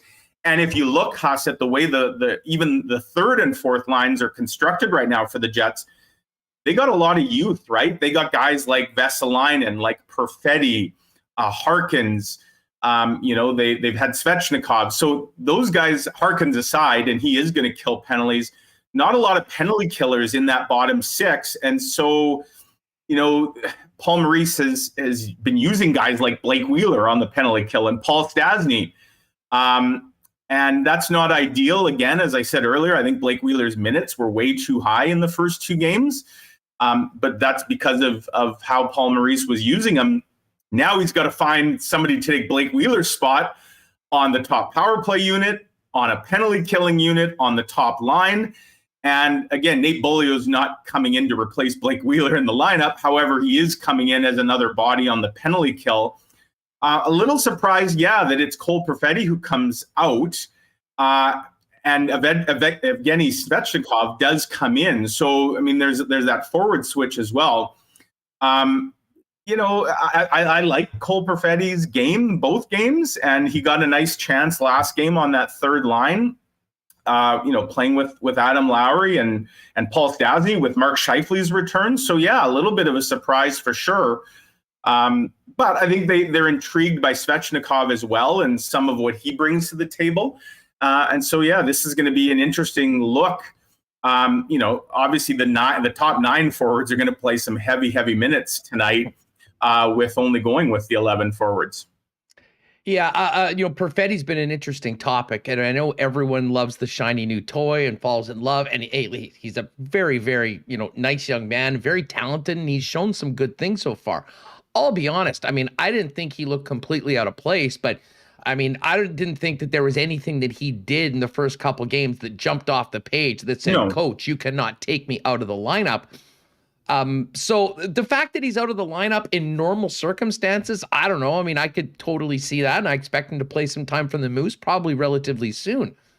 I will admit, though, that just with the circumstances going into tonight's game and the sort of player that is up front and the way that Wheeler plays, right? I was somewhat surprised that this maybe wasn't, a bit of a gift to Perfetti going, hey, here's another great opportunity to go in that, the young man's not going to get tonight. And it's not going to be like at the expense of another forward. It's at the expense of a 7th defenseman. Well, so let me take you back to practice yesterday at XL and a bit of a goof up on my part where I tweeted out the line combos, but also the power play units. And so there they were working on the power play yesterday, Huss. And I was kind of sitting at the far end of where the top power play unit, that would be the one with Wheeler on it, was doing its work. So I'm looking to see, okay, who's out there in Blake Wheeler's spot on the top power play unit. And, I see Mark Scheifele and I see Kyle Connor and Pierre-Luc Dubois, and there was Nate Schmidt who had switched places with Neil Pionk. But then I see a guy wearing a blue sweater standing in front of the net, and not the biggest guy. So I'm like, oh, Cole Perfetti's been bumped up to the top power play unit. That's a nice little gift. The captain's not here. You need another offensive player on the top power play unit. So off he goes. Well, as I looked at it a little longer, I went, wait a minute, that's not Cole Perfetti. That's Riley Nash wearing blue in front of the net. And, so to me, you talk about the Nate Bolio surprise. Huss, to me, the biggest shock is who's taking Blake Wheeler's spot on PP1. Can we even call it PP1 if Riley Nash, no offense to Riley Nash, but if Nikolai Ehlers is on the other unit and Riley Nash is on that unit, I'm going to go ahead and call the Ehlers unit PP1 for now. But whatever the case, it's Riley Nash, who's a right shot. The Jets don't have a whole lot of those. And they like, I guess, what he could potentially do net front. I'm curious to see how long that lasts. But hey, the power play is 0 for 8 to start the year, so it's got nowhere to go but up, right? Well, for sure. And you know what was interesting about Nash being in there? That is a spot in the past that, the coach has put Adam Lowry in at times. And I mean, again, we haven't seen a lot of Riley Nash. The guy's played 2 games and it hasn't been a ton so far. So maybe there's been some things happening in practice that's shown that maybe he'd be a good guy for that spot. But yeah, put it this way, if you did a pool of who's getting into that spot with Blake Wheeler out, I don't think many people would be cashing tickets on Riley Nash going into that PP1 right now. What did you think about the first 2 games? Overall, it's hard. And I know you did a piece like, hey, everyone, chill out. Don't panic right now. It's 2 games. That being said, 2 pretty nice opportunities to get off to a good start that didn't happen. I mean, what were your takeaways from where the Jets are in the situation they find themselves, captain status notwithstanding, going into a game against the Wild, who were 2-0, staring an 0-3 return in the face coming back for their home opener?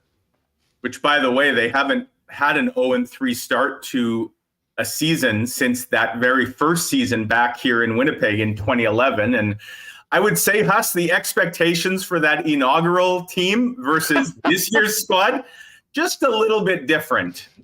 So the 0-3 start a decade ago versus, say, one this year, I think the pitchforks would certainly be out. That being said, I've liked some parts of the Jets game for sure. I mean, for example, up until the point that it was 2-1 in Anaheim, I thought the Jets were absolutely taking it to the Ducks, as they should, given the disparity in talent on the 2 rosters. But then, of course, the floor kind of fell out from underneath them when they gave up the 2 power play goals to turn a 2-1 game that it seemed like just a matter of time before they took over into a 4-1 deficit. And John Gibson was obviously a big part of that. And I see Gibson just kind of did his thing last night in Calgary as well. Newsflash, John Gibson is a very good goaltender. And he's certainly got his eyes, I don't think, just on making the U.S. Olympic team. That matchup with Connor Hellebuck in game 1, who everybody's kind of crowned the starter for the American Olympic team, John Gibson seems to be saying, hey, guys, don't forget about me here. Because he's been amazing to start. And I suspect Jets fans are going to get to see Gibson again on Thursday night at the home opener. The Ducks play tonight in Edmonton. I suspect the backup will get the start on the back-to-back, and then it'll be back to Gibson on Thursday. So great news, Jets fans. You might be 0-3, and then you get John Gibson again in a couple days from now. But, yeah, I mean, and against the Sharks the other day, Haas, there were parts of that Jets game that I really liked. I mean, they get the early lead, right? They're up 2-0. Then they go to the power play. And to me, the dagger was that shorthanded goal. That just completely changed the momentum. Andrew Cogliano racing down, scoring the shorty. And again, that really turned the tide of the game. So it's really been a tale of special teams. And I don't think we've seen Connor Hellebuck nearly at his best so far. 53 shots, 8 goals. that's very un-Vezina-like. And, you know, we talked about COVID, Huss. I think it's worth bearing in mind that Connor Hellebuyck dropped a bit of a bombshell on the first day of training camp in revealing to us that he got COVID at the very end of August. And that, in his words, it really knocked me out. That Connor Hellebuyck had to spend a few weeks of when he normally would have been ramping up for his getting into training camp, that he spent it basically vertical.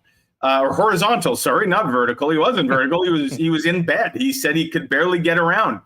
And you wonder, you know, he wasn't really great in the preseason, and that's kind of carried over now to his first two starts. Like, I know he says he's 100%, but is Connor Hellebuyck still maybe feeling the lingering effects of what was a very unusual start to his season because of COVID? And, you know, for the Jets, they need him to be better. That being said, they should have enough talent on this team that they should be able to cover for some of his off nights. And special teams, you know, 0 for 8 on the power play, four power play goals against, game, set, match, really, on both nights. Yeah, I'll be honest. In my list of worries when it comes to the Winnipeg Jets, Connor Hellebuyck is way down at the bottom of the power poll. And I mean, frankly, I came out of the San Jose game in that third period as the Jets tried to get back into it, feeling pretty good about Hellebuyck. I mean, he made, especially in that third in San Jose, a couple of 5-star saves to keep the Jets within striking distance. And, you know, hey, there's been some weird deflections in. I guess that first goal in Anaheim from a weird angle was one that you'd like to probably be in a better position. But I certainly don't have any big alarm bells about Hellebuyck right now, although that could change if, you know, they don't get back into the win column and they go forward from there. But I will say this, Mike. I think that there's been some, you know, again, it's hard to kind of pick out and say, oh, there's a bunch of really good things when you lose in regulation to the Ducks and the Sharks. You know, all of this is going to play out over the course of the next 80 games.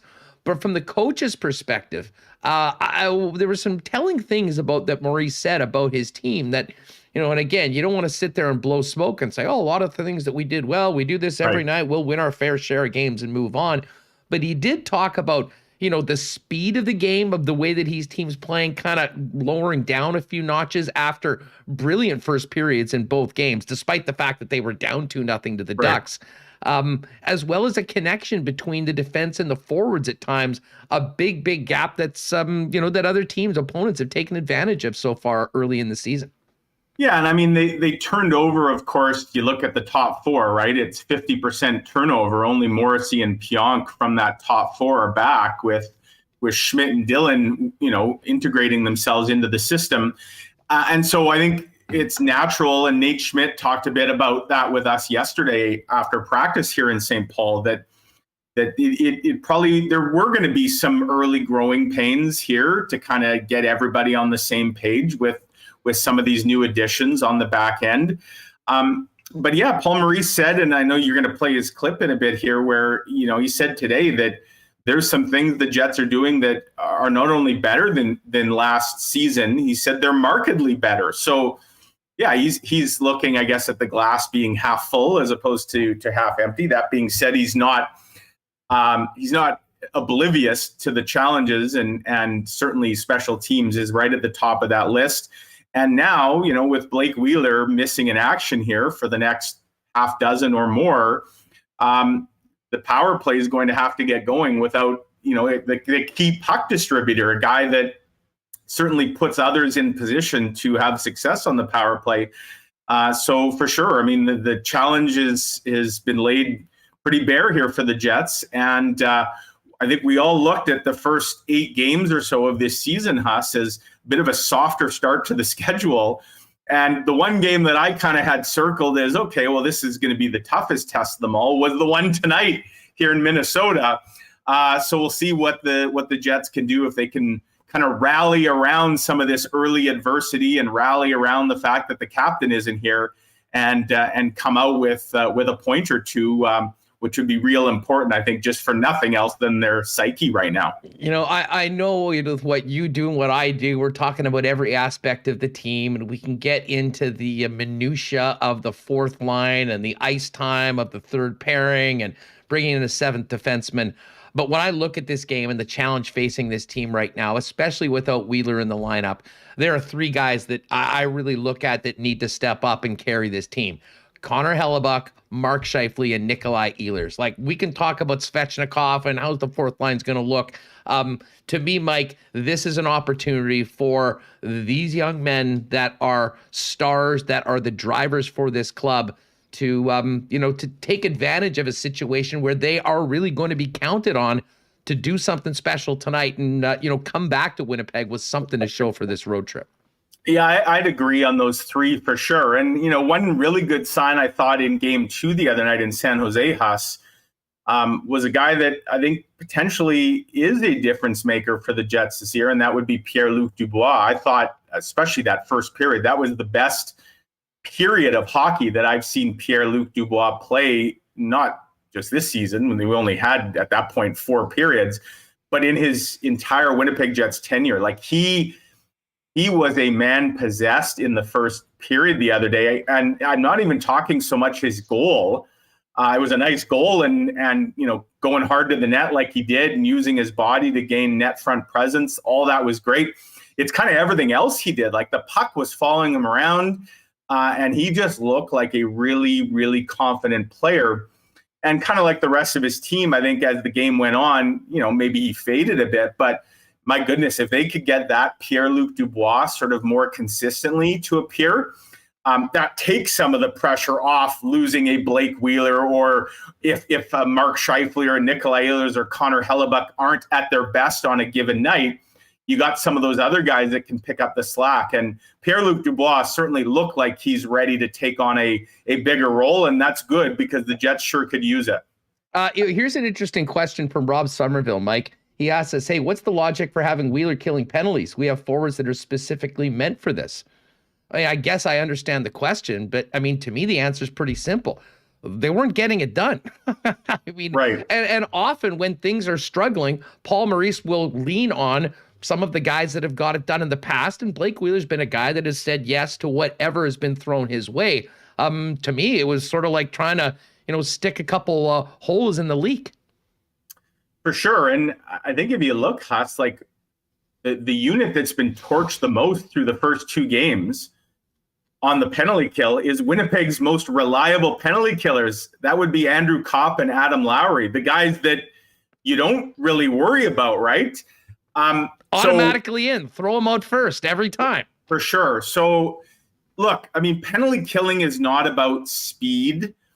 And Blake Wheeler and Paul Stastny are not going to torch anybody anymore at their age with their wheels.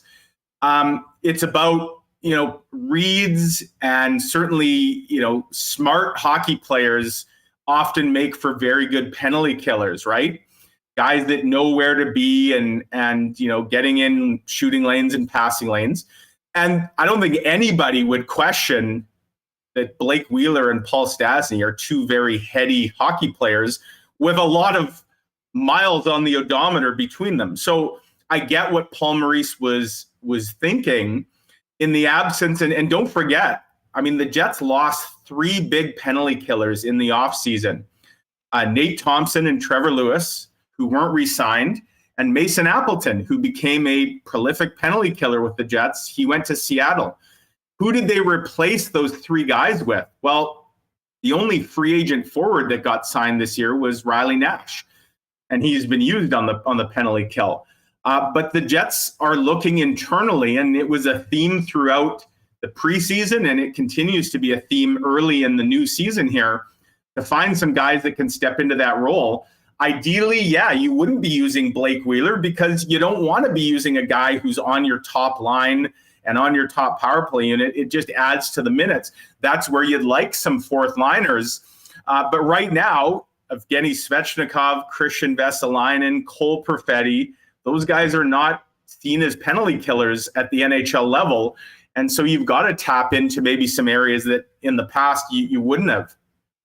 Mike McIntyre, boots on the ground in the Twin Cities. He'll be at the XL Energy Center tonight in St. Paul, Minnesota, for game number 3 of 82 for the Winnipeg Jets. They look to salvage something from the season opening road trip and come back with a couple in the bag before hosting the Ducks on Thursday night for the home opener. Hey, Mike, before we go, had a great chat with Jeff Hamilton yesterday from the Free Press. We were talking Bombers and we were talking Jets. And at the end, I was going to do this myself, but I brought Jeff in and I wanted his perspective, and I'll ask you as well. I'm not sure if you caught it yesterday. I'm completely bent by the fact that Winnipeg fans have to choose between a home Bomber game and a home Jet game at the exact same time. I understand conflicts with road games and stuff. That's one thing. But in this market, with the amount that so many of these teams depend on many of the same people for the support with season tickets, it makes no sense. And to me, it's totally avoidable. I made the example yesterday. I mean, you think the Sabres are playing at the same time that the Bills have a home game, right? Or the Steelers or the Penguins and the Steelers? Of course not. I would say probably the Wild with the Vikings as well. There's been some times where they'd have a night game after an early Viking game, and fans can do both. Why do you think this is? Is this just the TV networks going counter-program each other, going head-to-head with absolutely total disregard for the people that at the end of the day are the customers of the teams that'll suffer, as well as their customers at the end of the day? Yeah, in a nutshell, yes. I mean, Saturday's Jets game is a Sportsnet game, and the Bomber game, of course, is a TSN product. And so I don't think either side was willing to sort of bend and maybe make an accommodation for the other. But you're right, it's sports fans in this market that lose out, whether it's, I think back, Huss, and you probably did this too. I remember being a kid and going to a Bomber game on an afternoon, and then right over, just cross the parking lot over on Maroons Road over to a Jets game. And it was an epic sports day. It's the best. Some of my best memories are from those days. For sure. And so there is every opportunity here to make Saturday an epic sports day. You could have had the Bomber game early in the afternoon, which, by the way, I'm looking at the forecast, like it's going to be about 5 degrees on Saturday. 5 degrees at 1 o'clock in the sunshine would feel a heck of a lot nicer than it will at 6 o'clock when the sun is setting. And you could have allowed people, if they wanted to attend both games, or if they wanted to attend just one, or if they wanted to just watch both on TV. Unfortunately, now you got to choose. And yeah, it's ridiculous. It's funny, Huss, you were having that discussion on your program yesterday. Trust me, we were having an animated discussion down at XL at the Jets practice, a bunch of us, over that very topic as well. And none of us could understand. I got to think that the team it's going to hurt the most is got to be the Bombers. I'd be curious to see what the attendance is going to be, but I got to think that it's taking potential sales away from the Bombers, again, just because of the fact that it's now an evening game. And some people may say, why do I want to go, at 6 o'clock on what's not going to be maybe the nicest weather day? And then there's a Jets game on. I'll flip back and forth. I'll watch both on TV kind of thing. So, I mean, I would have thought the Bombers more than any. I mean, let's be clear. The NHL and the CFL don't sit down. The schedule makers don't sit down and check with each other. Yeah, but the CFL schedule was made well in advance, and it was out. First of all, they put out the dates, and then they made the times. I mean, this was... No. The Bomber game was set in stone. Everything was finished up, and they've got a game this day. We're putting it at the exact same time. And I do wonder if the Bombers have just said, you know what, we're not going to back down here. We're going to stick to our game time. But again, is it going to end up costing them some sales? Well, here's the thing: it's part of a CFL triple header that day. So I mean, there's 3 games back to back to back. A 3, they would have a to 6, move other a 9. games. So exactly, but how that game, and again, I've been sitting here saying, we as Winnipeg fans, I mean, we never get the Saturday nights, and then they decide, we'll give you a couple Saturday nights. We'll do it at the exact same time that your football team that's 9-1, getting ready to clinch a home game to go to the Grey Cup, is playing at the same time. And it just seems like it is and listen, I get it. Are the Leafs programming around the Argos? Well, no. Or the Habs doing it around the Alouettes? No. But, in some markets, there are things that really do matter to fans. And you mentioned that the Bombers are going to be the ones that will lose out of this, for sure. It is a lose-lose situation, and make no mistake about it. And here's what's a little different with the Jets this season, is that there has been, I said this on yesterday's program, at the end 2 seasons ago when things were going, it was way, I guess, if you have tickets, before it, you can't make a game, you can sell them, no problem. Right. I mean, there was the law of diminishing returns. The demand had finally kind of evened out with the supply if the supply wasn't a bit higher than demand. And I really thought there was going to be a huge reckoning for the organization at the end of that year. And then the pandemic happened. Yeah. Well, I think we are still seeing it. I do sort of believe that the blow might have been softened a little bit by the time away. People didn't have to make that decision. And I think maybe a few more kept it. But I'll be honest, dude, I was just on Ticketmaster looking for the home opener and Saturday's game. And let's just say that plenty of good seats are still available. And, we've seen, I can tell you as a season ticket holder, it certainly seems like the Jets as an organization have realized this and have really, ramped up things to make their customers feel appreciated. But I got to tell you, there's a lot of people that have a real bad taste in their mouth. And, whether they blame the Rogers, whether they blame the Jets for saying, hey, hold on a second, we don't want to do this, or the Bombers for agreeing to a 6:00 game in the first place, well before we knew what the schedule is. Yeah. I don't really know. There's probably a lot of blame maybe to go around. But the bottom line is, it is a lose-lose situation for both teams that need to sell tickets, leaning on the same people to do it. And I do wonder, come next year for both clubs, but the Jets as well, not just the Bombers, if people are going, you know what, I'm having a harder time getting rid of my tickets, and then I get served up a few days where I can't even use them both. Right. Am I renewing? And I'll tell you what, customer retention is going to be massive for both of these teams going forward if they want to continue to be successful and move forward going forward. Because I'll tell you what, it's a different day for Jets and the Jets tickets in this market right now, heading into this weekend, than really at any point, I think, in the first 10 years of the franchise returning. Yeah, it is. We didn't see things like mini packs and, single game availability the way it is now. How about ads for tickets? Just straight up. How about spending $1 on trying to sell tickets? They didn't have to do that before. Now they do. The product sold itself for that first decade for sure. And we know there was a massive waiting list. We know that is no more. And so for sure, I mean, there's a lot of work that has to be done. And you're right. Having a situation like we're going to see this Saturday in Winnipeg, what should have been an absolute magical day for sports fans in this market, now is a scheduling nightmare, and it's stupid, and there's no reason for it. And obviously now I guess it's too late to do anything about it, but I don't blame anybody who's unhappy about that situation either. Yeah, well, guess what? We're going to have the same damn conversation in 2 weeks when the exact same thing happens again between these two clubs. And I know a lot of stuff's been brought up about December 5th, West Final, 3:30. Bombers also hosting the Leafs at 6 p.m. I'll give them a pass on that. That's a playoff game. You don't know who's going to be in, and there's always the potential. And at least it's not at the same time.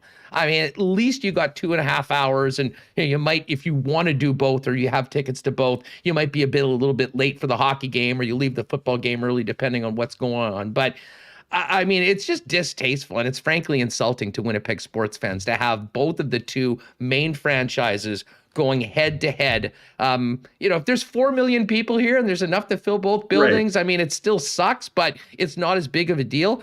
But this is actually going to affect both of their bottom lines. And it blows my mind that we're now at this point, after having the Jets back for 10 years, and still having conversations like this. Because I can tell you, like I said before, they're not talking about this in Buffalo or Pittsburgh or Minnesota or other places, because they wouldn't think of having a home game at the same time that the football team was actually in action, because so many of their customers are the same people. Can't we just all get along? I mean, that's the bottom line here. As you say, it's a lose-lose for fans. I guess for fans, though, of both teams, hopefully it'll be a win-win, at least on the scoreboard. One of those two teams could probably use the win a little more than the other. The Bombers, they'll be fine. I don't think there's any worry about them, although a win would obviously clinch the West Final, and it's inevitable that that's going to happen anyways. But yeah, we'll see where the Jets stand, whether they're 2-2 or 0-4. whatever the case may be, they could use the win in a big way, I'm sure, come Saturday night. No doubt about it. Mike, thanks so much for the time. This is a great chat as always. Fill people in. I'm sure you'll have a full game report from tonight from the Twin Cities, and then back in the peg, getting ready on the Jets beat for these 2 home games. Yes, got a lot of laundry to do when I get home tomorrow, Huss. So, but I will be at the home opener on Thursday. Looking forward to, we got a taste, of course, of fans back in the building for the preseason, but the atmosphere for preseason, I think, and I've seen it on these first 2 road games, it's been electric. There's really been a playoff feel to these games, and I suspect it's going to be even more so tonight in the state of hockey. Minnesota is such a great hockey market. They're 2-0 to start the year. Should be a great atmosphere, and I suspect we'll see that on Thursday night in Winnipeg as well. Mike, thanks so much for the time. Great chat. You travel safe, and we'll see you back here in the peg. You bet. Take care. There he is, at Mike McIntyre, WPG. That's Mike McIntyre from the Winnipeg Free Press. A great chat with Mike. The latest on the Winnipeg Jets. Blake Wheeler's status out for tonight. Quarantining in Minnesota for the next 10 days. We'll miss a significant part of the next couple weeks and potentially more. And then maybe the most concerning thing about it is just, the fact that, luckily they're all vaccinated, but, he was a close contact. And I think as we've seen what's happened before, no guarantees that this is the end of it right now. But certainly fingers crossed that is the case. All right. Big thanks to Mike for coming on. That was an awesome chat. Great to see everyone with us here in the, with us live on YouTube. If you haven't already, folks, do us a favor, hit that thumbs up button. And geez, we're well over 300. If you're new around here, welcome to Winnipeg Sports Talk. We do it every day, live on YouTube at 1 o'clock, in your podcast feed, in and around 3:30 in time for the drive home. But make sure to hit that red subscribe button and join us daily with the big stories around the sports world, but focusing in on our Winnipeg teams, Bombers, Jets, of course, the Ice, #1 team in the Western Hockey League right now. Moose with their home opener on Friday. Moose have Laval tomorrow night and then are back here. Bombers, Gold Eyes off right now. But lots going on, both AHL, WHL, NHL, CFL. It's all happening right here at Winnipeg Sports Talk. Let's get Remis back in here for a minute, and then we'll play Coach Paul Maurice. We will get to the Coolbet lines, couple of NFL notes, and maybe even a funny NBA story that's going on right now. But, Remo, Mike's always great to have on the program. It was great to get like an eyewitness report of what's happening in and around the team. But I got to tell you, the one thing, and he mentioned how nervous people were going into today. That is the point that really sticks with me through all of this. I don't think this is a case closed. One guy got it and he'll quarantine. Going to be a nervous next 48, 72 hours, I'm sure, for the entire organization. Yes, I can't imagine going to the U.S. On a work trip and then being stuck there for 10 days. Thankfully, if you're going to be stuck somewhere, good to be the state where you're from if you're Blake Wheeler, but even still, not being able to go home to your family, not being able to be part of the team, your work, that sucks. And on top of that, whatever symptoms that he's feeling and whatever long-term effects he may have. So hopefully it's minimal. We'll have to wait and see until we hear from him. But I agree, and especially for the team, you want to make sure you're okay as well. And they are getting tested, and so it seems like they're on the right track, but I guess not out of the woods yet. And for the game tonight, no Blake Wheeler, and they won't have him. Mike said he thinks 6 games. Huss, that's a long time to not have your captain. And this is a guy who never misses games until last season. He had a rib injury. So I don't want anyone to hop in chat. Oh, Blake Wheeler's getting old. He's injury prone. Now this is obviously not a hockey related. The guy's been an Iron injury. Man. Yes. I'm going to stump for the captain for a minute because I know there's been a lot of talk about, his spot on the top line and, the amount that he was playing. Well, a big part of that is the fact that they were chasing the first couple of games. He's earned a spot and the trust of Paul Maurice, over the course of, the last 9 seasons playing for him. And please don't come at me whether this is a win for the Jets or anything like that. We can debate where he best fits in the lineup. But the Winnipeg Jets are a much worse hockey team without Blake Wheeler in it. We can debate on how the coach should put the lines together, and that's a fun part of sports talk. But this is a serious personal issue, certainly something that's going to affect the team off the ice. And on the ice, his absence will be felt tonight. So I hope that he's able to get back in the lineup real soon. But first and foremost, I hope that, he doesn't have major symptoms. I mean, this is the thing. We don't know how bad this is going to hit Blake Wheeler. I mean, we know that he has to quarantine for 10 days, but what if this really gets him? That could be a much bigger issue for him personally. So let's think about the person first. We'll see what happens on the ice tonight. But as I said to Mike Remo, to me, I'm looking at 3 guys to step up tonight, make something happen, and help their team win a hockey game. Connor Hellebuck in net, Mark Scheifele, and Nikolai Ehlers. These are the team's best players. These are the guys they're going to need. We can spend all the time we want to talk about Cole Perfetti not being in the lineup, or who's on line 4, or who's playing with Adam Lowry. These are the guys that are going to get it done tonight if the Winnipeg Jets are going to come back with a win. Yeah, I think that's right. I mean, special teams going to be huge. Haven't scored a power play goal yet. Penalty kill. They're 6 for 10 killing penalties. Nikolai Ehlers, I keep picking him on DraftKings to score points. You have to think it's going to come the way he's playing. Gets a lot of shots. He had a ton the first game. The second game was Dubois. Dubois was the one on the line. Copp scored as well, shorthanded. And yeah, Mark Scheifele, I agree with you. They need those guys to score some goals, but also keep the puck out of the net. So we'll wait and see. And one thing I see a lot of people complaining about Andrew Copp being elevated to line 1. I mean, give him a shot there. I mean, you look at the Maple Leafs, Huss. They've been rocking, Nick Ritchie with Marner and Matthews, and they have, Bunting with Nylander and Tavares. Yeah. So they're also, other teams going for the balance approach.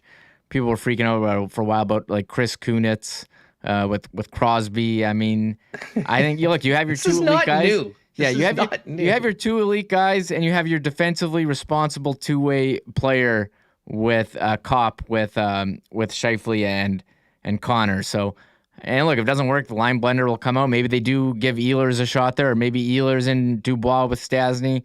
They get elevated because they're hot. So we'll wait and see what happens. I see a lot of people up in arms about that one, or maybe that they didn't give Perfetti a shot with some skilled players, which I'd like to see at some point as well, but maybe they felt that he's not ready. I don't know. Yeah, well, I think that's pretty clear, the fact that he's not in. And as I said to Mike, I would have been fine with giving him another game and maybe even pop in. But, it would be more because of the circumstance. I'd love to say that, he's just jumped off the page and he's played so well that you can't not have him in that role. But I think that would be disingenuous. And, listen, Perfetti is going to have a great career. He'll be in the lineup at a certain point. I'm just not sure that right now is that time. And again, it doesn't matter what I think, but Paul Maurice has been pretty clear with his lineup decisions tonight, going with 11 forwards. Svechnikov's back in, Perfetti's out, and it will be 11-7 with Nate Beaulieu. So let's hear what the coach had to say. He spoke after the morning skate earlier today in the Twin Cities. Here is Winnipeg Jets coach Paul Maurice with the latest on the captain, Blake Wheeler, and what this means for his hockey team, still searching for win number 1 tonight at the XL Energy Center. So Paul, obviously with the news about Blake, what's the feeling, the mood around the team to have the captain go down so early like that? Yeah, I thought it was a little bit tight yesterday. Well, we had to bump practice back a few minutes just to make sure all the other tests came back. So, and then I thought we were good this morning, kind of over it and moved on and ready to go. We saw last year bunch of teams where one case quickly snowballed into a ton of cases. That was pre-vaccination. Yeah. So would it be fair to describe it as there's some nervousness around the team? I don't feel it. It's been part of the world, so we've kind of lived with it. We are, tested every day now, and the masks are on all the time. So if it is, it's one of the 10 other distractions that you will face over the course of an NHL season, so you just deal with it, right? Whether it's your time zone changes, all of those other things that are just factors in all teams. You just deal with it. And obviously to now have to have Blake separated from the team, there's a lot of ways to stay in touch. Would it be would you be the guy kind of still talking to everybody? Well, I think we focus on just today, the guys that are playing kind of on an off day, and then we'll make sure that he gets lots of phone calls as soon as he's feeling 100%, and we give him a hard time about it for sure. Nate Beaulieu is going to... Yeah, we'll go 11-7 tonight. 11-7. and 7. Okay. Yeah. So Svechnikov. No, Svech is in. I'm going to take Cole out tonight. Okay. And to change that kind of Lowry line in terms of what it does. And then I want to leave Svech on the right side because that's where he's most comfortable. Much was made sort of about summertime acquisitions. I remember at camp the move was so positive. Yep. The vibe was so good. And now 0-2 and adversity with the captain out. A little bit of an early test. How does that feel right now? Where everybody's getting it at one time or not, so deal with it right now and early. I don't feel any differently about our acquisitions, about what our team can do well.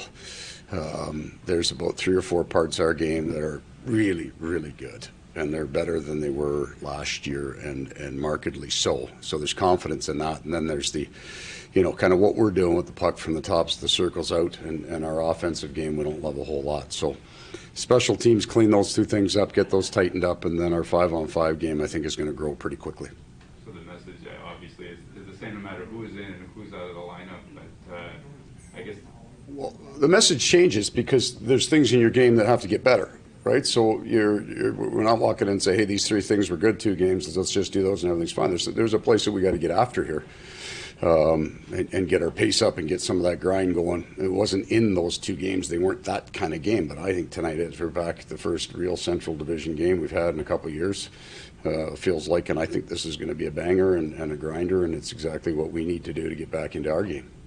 That's a real good question to Andrew Copp earlier about now there's been a couple of games, so have you been able to see video and get a more accurate read than you had? Right, for sure. You get to see all these teams, but there's a big transition in the style of just systematically from Minnesota, and then a whole big changeover in bodies on both teams since the last time we got together. So the lots of new in the game for both teams, but we at least have been able to see it. Without Blake on the penalty kill, Paul, who else will kind of get more of a chance? So you'll see Nash come out earlier in the rotation and Harkins come in. All right, so there's the coach, Paul Maurice, with his comments from earlier today. Remo, I know you loved. You got the first time zone mention of the year in there on that. But, really, serious situation with the captain. They'll deal with it right now. As Marat mentioned, I don't think anyone sort of saw 0-2 and dealing with something like this on the first road trip of the year. But at a certain point, you got to tackle this stuff head on, and we'll see what the Winnipeg Jets have tonight when they drop the puck just past 7 o'clock at the XL Energy Center.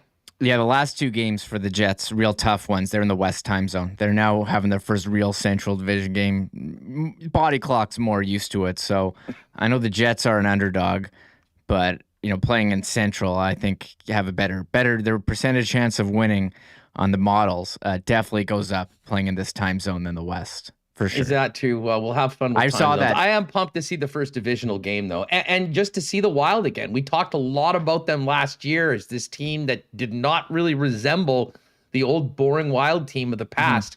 Kaprizov's been a big part of that, the development of Eriksson Ek. But I got to tell you, it is going to be weird to see that team without Ryan Suter patrolling the blue line for 25-plus minutes. Literally, he has been a mainstay for just about every single Winnipeg, Minnesota game. For the past, 7 years. Yeah, the one thing I agree with you. C-Mac was in chat. He's a Montreal fan, but he's like, who's the Jets' biggest rival? And I'm not really sure, but I would probably say, normally Minnesota because, they're in the division. You have that geographic proximity. And it was great, talking with Jessi earlier, hearing, a bit inside the Wild, as we haven't really seen them in a couple of years here, and they are going to be matching up. They could meet again in the playoffs because the NHL has this ridiculous divisional playoff format, but they're going to be battling all season for, I don't want to say for second place, but for for standings position in the division. So I am excited to see Kaprizov as well. So I think it'll be fun, and again, first of many. Hey, the 2 points in Game 3 count just the same as the 2 in 82. So these are big points in the division against a divisional rival, compounded by the fact that the start of this road trip and the start of this season has not exactly gone the way the Winnipeg Jets like. Well, you mentioned they are an underdog. Let's get to the Coolbet lines for tonight. Ton of games tonight in the National Hockey League. Big slate. Winnipeg is a plus 140 underdog to the Minnesota Wild. The Wild minus 167 and the Wild plus 159 on the puck line. of -1.5, and the total on this game is 6. Let's see. Do we have any? We have some props here. How about player goals? Who's going to score tonight? Kaprizov and Kyle Connor at the top of the list at +130. Mark Scheifele's 2-1. Nikolai Ehlers +220. Where's Pierre-Luc Dubois? +350 for Dubois. Stastny 3-1. Cole Perfetti's +380. Don't pick that. He's not playing tonight. Not in the lineup. You can get all the options on individual player props and more over at Coolbet Canada. Other games tonight, we've got the Canucks -152 favorites over the Sabres in Buffalo. Habs a favorite at home to the San Jose Sharks -156. The Kraken, pretty big underdog, taking on the New Jersey Devils +124 for Seattle. Jersey -143. Pittsburgh's a 120 favorite over Dallas. Tampa Bay -128 over the Panthers. Colorado -115 favorite over the Capitals on the road. Blue Jackets, bit of a road dog, +102 taking on the Detroit Red Wings. I like Columbus in that game. And the Islanders and Blackhawks, something's got to give. One of these teams will get a win tonight. The Blackhawks +101 at home. The Islanders -119. And a couple other late games. Oilers hosting the Ducks. Oilers a massive favorite. Ducks played last night. John Gibson will rest. -263 for Edmonton. And the Preds -152 favorites home to the Los Angeles Kings. Pretty good slate of games tonight, Remis. And I know you were mentioning that we do have the DraftKings contest right now. The link's been thrown out in chat. Maybe we'll do that one more time and see how things are going. I'm just checking out right now, and it looks like we have coming up 19. So there's 11 spots out of 30 available right now. So if you do want to get in the contest, get in the link, play with us, 30 people for our DraftKings slate of games tonight. We do have the Thursday nighter up at Coolbet as well. The Broncos, 3.5-point underdogs on the road against the Browns. And speaking of fantasy, Remis, people are going to be jumping at the waiver wire right now. Nick Chubb ruled out for Thursday. Kareem Hunt out for Thursday. We're going to be going deep down the Browns depth chart at the running back position. Of course, Baker Mayfield's still iffy for the game because of what he's dealing with right now. Yeah, interesting. You got to go grab those running backs. Very scarce. I know you mentioned waiver wire. I thought you were going to mention hockey if you're in a pool. Jordan Kyrou was available. I scooped him up over the weekend. He had a huge game yesterday for the Blues, playing on the second line with he's with Shen and Buchnevich. So I was watching that game. But yeah, a lot of hockey games tonight. We are kind of and we didn't even mention the Monday nighter. I was just about to get to that. There's a couple topics we got to get to. One, involving a player who wears number 9, and the Monday nighter as well. But that Bills Titans might have been game of the year, I think. It was a lot of lead changes. Man, Derrick Henry's long touchdown run. Oh my God, he just hit the hole and he was gone. No one touched him. He's incredible. It was 76 yards. I mean, he is. But here's the thing. I was mentioning to the guys I was watching the game with last night that the primetime games in the NFL this season, it almost is like they're scripted by Vince McMahon or something. I mean, they have been so good. Right back to the first game between the Raiders and Ravens. It seems like every single week we've had one or two just insane primetime games. And last night was no different. I got killed this week. This was the market correction. I had such a killer first 5 weeks. Started off with the dirtiest backdoor cover ever by the Eagles on Thursday night. The Cowboys-Patriots game I addressed yesterday. And then all we needed was the Bills to win by 3. The lock shop partner parlay would have cashed. And it looked pretty good right up until Josh Allen got stuffed on that 4th and 1 with 20 seconds left. I mean, at minimum, they could have kicked the field goal and tied it up. I got why Sean McDonough was going for it. Anyways, big win for the Titans. Tough loss for the Bills. And the AFC gets a little closer right now. But the Ravens, after that loss to the Raiders in that wild one in week 1, just keep on winning. And a really impressive win this week when they absolutely crushed the LA Chargers. What's the latest on Ben Simmons in Philadelphia? Oh, I forgot about Ben Simmons. I thought you were going to ask me about Kane, but I think Evander. Yes, I guess we didn't talk we about haven't that touched yesterday on because it Evander. happened afterwards. I mean, well, Evander's done for 21 games. He gave out a very nice comment afterwards, put out by the NHL Players Association, apologizing to the organization, his San Jose Sharks teammates, and everyone. You know what? I'll give him credit. You know, he owned it. He's not appealing it. This is a pretty significant suspension that's going to cost him about $1.7 million. And I think we all know Evander needs the money right now. But he's going to be out. What was interesting at the end of the statement, Remis, was he said he's going to use this time to become a better person, blah, blah, blah, and looks forward to coming back and playing hockey again. What he didn't mention was coming back to the San Jose Sharks. And Kevin Kurz at The Athletic today had a pretty interesting piece speaking about how, you know, in the Sharks world, they have moved on from Evander Kane right now. And I'm still wondering, I have a great conversation with people all the time. Where's Evander Kane's next game? Is it in the National Hockey League or somewhere else? And I'm not really too sure where that is. One good thing for Evander Kane, you know, for him personally, I'm not sure whether exonerated, but the accusations, there's been a bunch of things that have come from his wife, you know, when it comes to anything assault related or domestic abuse could not be corroborated. And it sounds like that's pretty much it on that. But, you know, the mess that Evander Kane's life has turned into, got an update yesterday with a very costly 21-game suspension for using a fake vaccine card. Just another one on the incredible docket of all the mistakes Evander Kane's made. Yeah, it's crazy. You know, we talked about his, you know, summer where, you know, he filed for bankruptcy. He's got a gambling problem. His teammates hate him. He's getting divorced from his wife, and there's some serious allegations there. And now you submit a fake vaccine card, and then you get suspended from your job that you need to pay your creditors for 21 games. I mean, this guy is what? Is he 30 years old? And he's, 10 years later after leaving Winnipeg, still hasn't figured this out. It's really sad, but it's also at the same time, it's hard to feel bad for him because the guy, you know, keeps doing dumb things, and it's really hard, Huss, to be this dumb over and over and over. And we've heard from Kevin Kurz, his teammates hate him. They don't want him back. How much more fun the locker room is without him.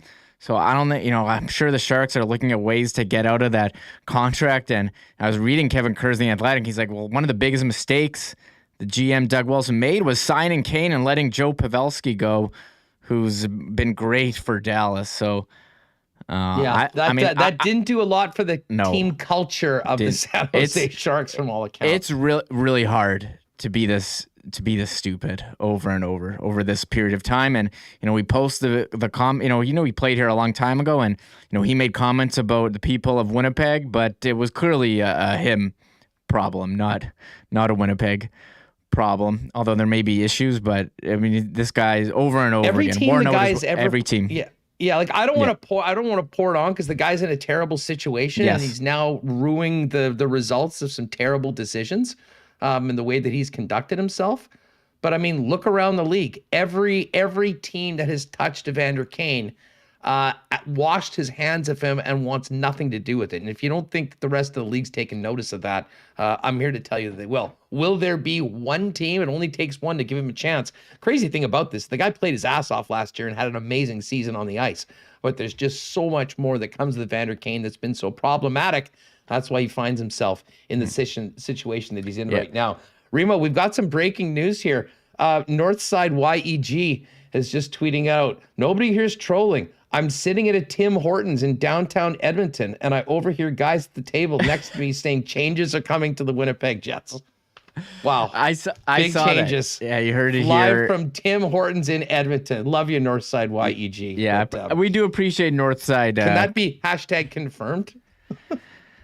I mean, I don't know. I mean, we'll see. I think if they keeps going this way and it's keep not going so, yeah, I think, you know, with the expectations, if they're not being met, changes will happen. But, you know, let's give it a bit before we start bringing the pitchforks. But I do see Jeff Cabellis in chat every day saying, "I'm here with my pitchfork. Let's go." He's ready. So I think people are having fun, but we want the team to bounce back. They certainly have an opportunity tonight.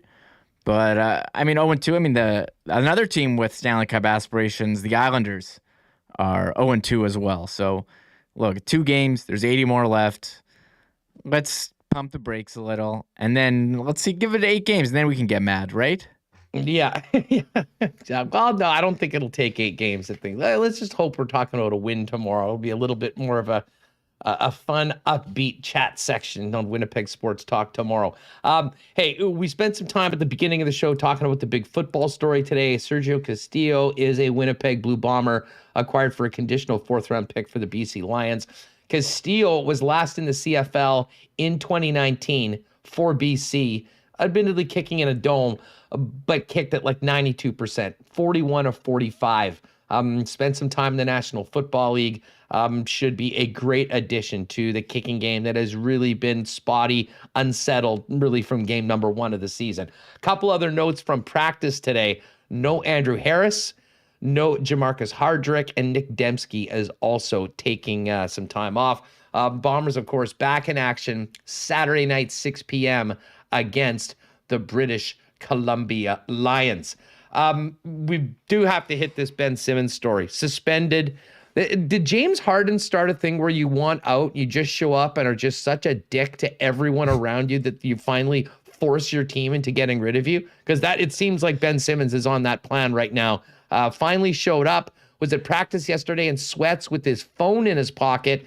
Doc Rivers isn't having it. He's been suspended 1 game. It seems like this has to get done at some point because everyone else in Philly, including his teammates, sick and tired of dealing with this Ben Simmons drama.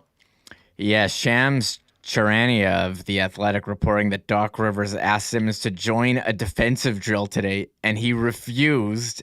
And Rivers asked again, and then he said no. And then Rivers told him to go home, and he dropped the ball and left. I don't know if that was a joke about dropping the ball or not, but yeah, I don't know. Ben Simmons, I'm still annoyed at him for tanking the NBA Top Shot market back during the playoffs when they lost Game 7. But he seems to have worn out his welcome. He doesn't want to be there, and he's acting like it. So he's suspended for a game. We'll see how the drama goes on. You know what? If you can, check your DMs. I just sent you over this video of Joel Embiid. And sure. Embiid is sort of the leader of the Sixers, but he's also a no BS guy. He's a pretty interesting dude on social media, and he's rubbed some people the wrong way, but he's a guy that's committed to this team going forward and really is a leader. And Embiid was asked today about this latest turn of events and what he and his teammates are dealing with. This is Joel Embiid of the Sixers on the latest in the Simmons drama. At this point, I don't care about that man, honestly. He does whatever he wants. That's not my job. That's those guys' jobs. I'm only focused on trying to make the team better, win some games, play hard every night, try to lead, the guys that we have here. And I'm sure they feel the same way because, our chemistry has been excellent. Despite everything that's been happening in the last few months, like I said, I don't really care at this point. So that man means nothing to me, and it's always great when they say just how great the team chemistry has been in the absence of said player. That's exactly what's happening on with Ben Simmons right now, and you wonder what this does to him going forward next. I mean, it certainly is a big black mark. And, whatever team he does presumably end up with, Reem, I think there'll be a big question as to just how committed this guy is to winning, to being a good teammate, because that's certainly not what's happened right now in Philly. I saw online, Huss, that he was trying to sell his condo. I'll look at some pictures of it in Philly. It looked pretty nice. But what's the NBA without player drama? And it does tip off tonight. Nets, speaking of drama, they told Kyrie to go home, playing against Milwaukee. And the Lakers, who now have Russell Westbrook and Carmelo Anthony against. Right. I know. And going up against Golden State. Steph Curry's back, but Clay's still out. So I'll tune in. I had an NBA draft yesterday, Huss. I actually... I committed an error. I set it so it was daily transactions instead of weekly. So we did the draft, and I went to set my lineup. I was like, oh, it's daily, because we used that last year because we weren't sure about the season.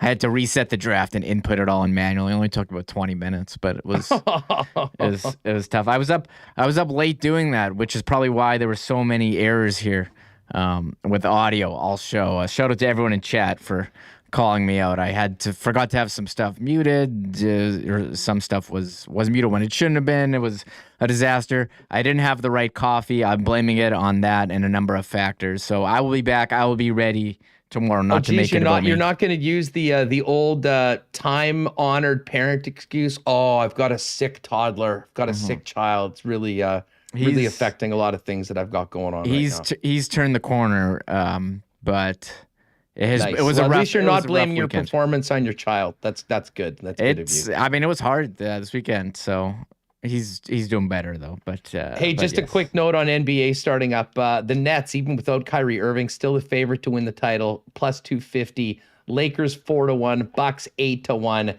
and the Warriors now back 12-1. Do we got a Raptors number here? Not that I think they're going to win the championship, but 100-1. If you're a really optimistic Raptor fan, that they can get back to it. Hey, quickly before we go, because we do have to get the pods up, let's talk about this Jet Tot Dog. Yesterday, it was the Jet Dog Burger.